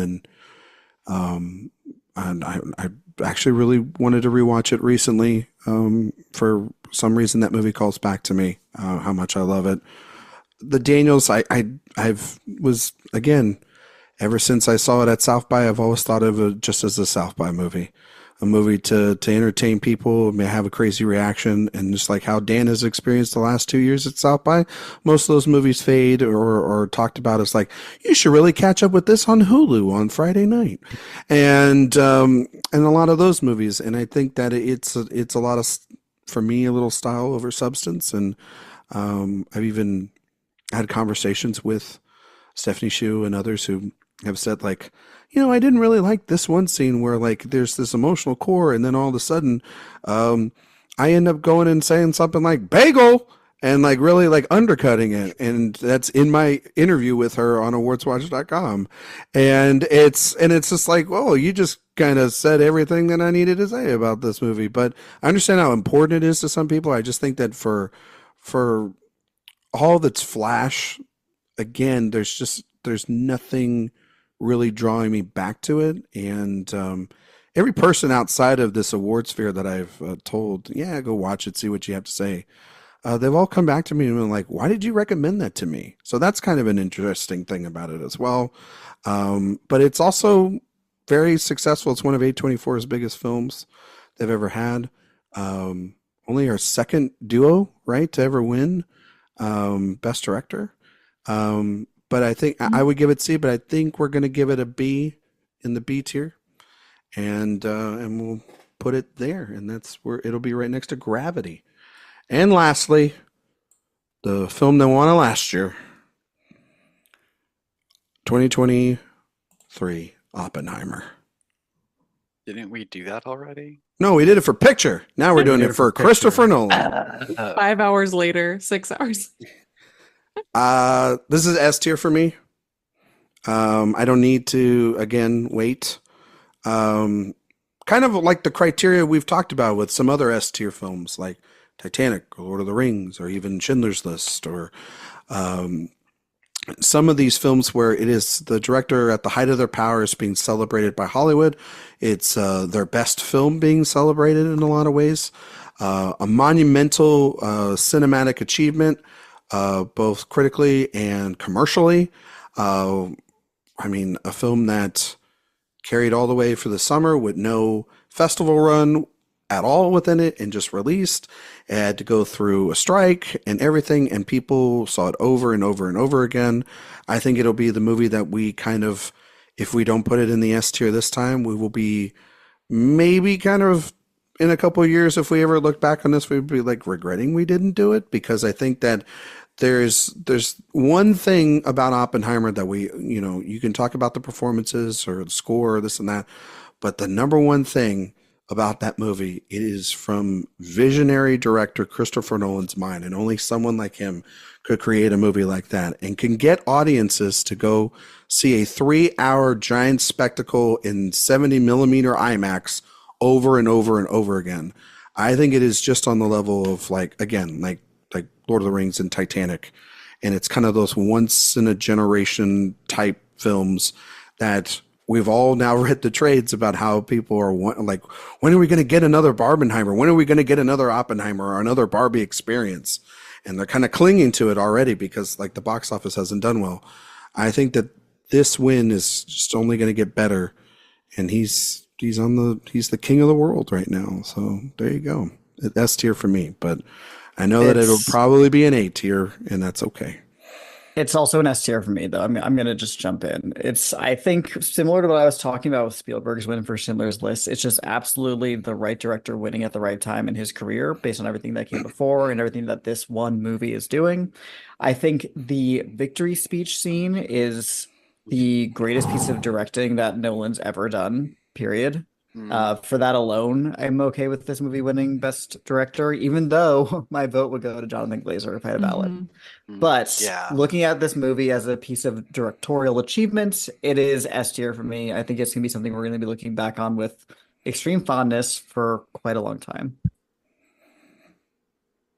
I have no doubt that in maybe even 5 years, I will totally be like, yeah, S tier win. I can't put something in S tier that has only been out for a year or less. I can't do it. But yes, everything you say, totally cosign. I can't go S with something so recent, but I do think that eventually it will be an S tier win. Jonathan Glazer is the reason why I can't quite do S tier, because there's somebody else in that lineup I prefer, even if it's only slightly, to Nolan. But it is still an incredible win. I do think A is very appropriate. I just can't quite go into S tier for it, even though I do understand all those arguments.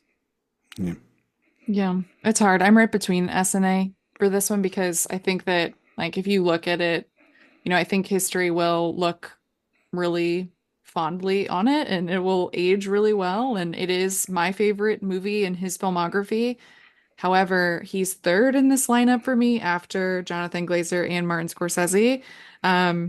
So that's what makes it really challenging. And I also just am like, do I like Oppenheimer more than Reds? No, like some of the other movies that we pushed out of S. But I think if we're going to put, something from the recent time in S, I would probably say it should be Oppenheimer. Yeah, if there's anything from the past 10 years that should go in S, that's probably the one that I would put there. Okay. So it is an A right now. All right. That is it. That's where we've done everything. Oh my God. We have 2, 4, 6. Wait, I put it in S though for picture though. I'll put it in S then for director. Okay. Well, then that means. Is that my choice? I Wait, acted like it was. Wait, does that make it? It makes it an S. That makes it 16. Oh. Yeah. So we would have to kick one out. I will go over this right now real quick.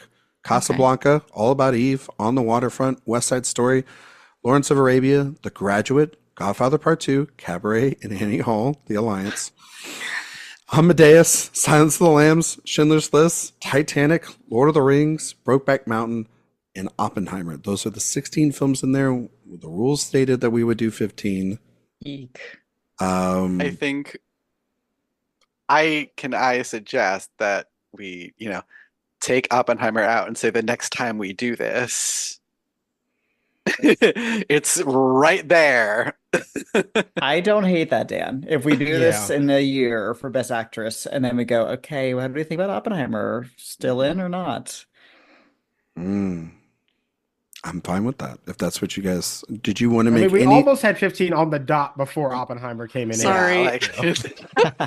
Yeah, we're almost. Basically, Josh is saying we're almost done with this, and then let's do it this way. Also, let's everybody say their least favorite of those 16 movies, and if there's 2 or 3 that we all agree on, or there's one that 2 or 3 of us agree on, and we can kick one out, and then we can swap it with something.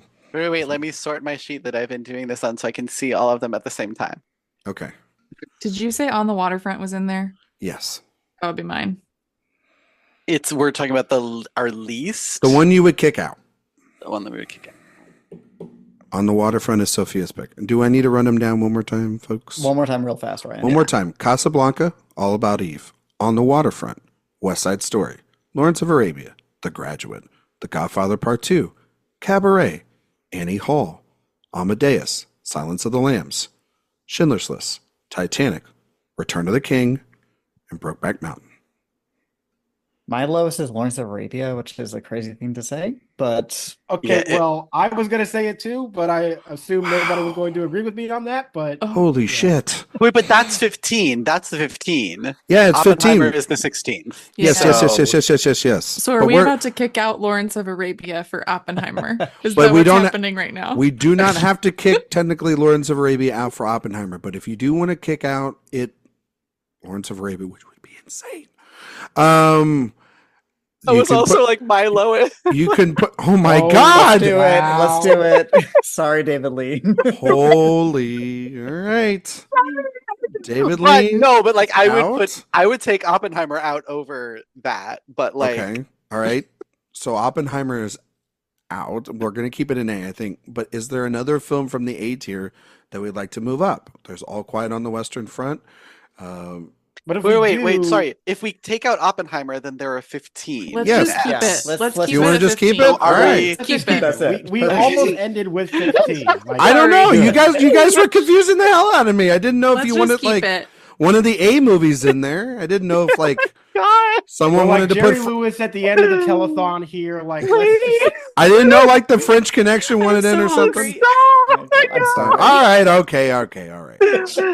Those are our 15. We stopped putting any S tier films in the year. Yeah, you can't start naming A tier movies right now. I'm Nobody just has the saying. bandwidth for that. I didn't know what you much. guys wanted. Don't Too know. much. 2005 was the last S tier film for us. That's when movies stopped being great. I'm just kidding. It was all Crash's fault. It's all Crash's Ew. fault. God damn it, Paul Haggis. Cody Dericks, can you tell everybody where they can find you and all your work on the internet? Yes, I'm all over the place at Cody Monster 91, and I host my own horror movie podcast called Halloweeners, a horror movie podcast. Go listen to it. It's a great, great show. Follow Cody on Yeah. all the social media platforms. Josh Parham, same drill, my friend. You can find me on Twitter and Letterboxd at JR Parham, and you can find my work at Next Best Picture and AwardsWatch. And Josh is going to be still recovering from his can trip, but we'll get more information about that later down the road. Dan Bayer, where can we find you? You can find me on Twitter at DanceandDan on Film, on Letterboxd and Post at DanceandDan. You can find my writing at AwardsWatch and Next Best Picture. Sophia Ciminello. You can find me on Twitter at Sophia_Sim and on Letterboxd at Faye Dunaway. Yes, that is my new handle that I claimed. You can find my podcast, Oscar Wilde, at Oscar Wilde Pod and wherever you find podcasts. And you can find all of my reviews, interviews, writing at AwardsWatch. You can find all my work here at awardswatch.com. You can find me on Instagram, Letterboxd, and Twitter at Ryan McQuade 77. If you like movie series and you like podcasts, we have the Director Watch podcast. This week we will be talking about Days of Thunder, which will be a lot of fun. Our own Karen Peterson was on that show. It's a great show for our Tony Scott movie series. iTunes, Spotify, 5-star reviews. We greatly appreciate it. Over on the website, sign up for the newsletter.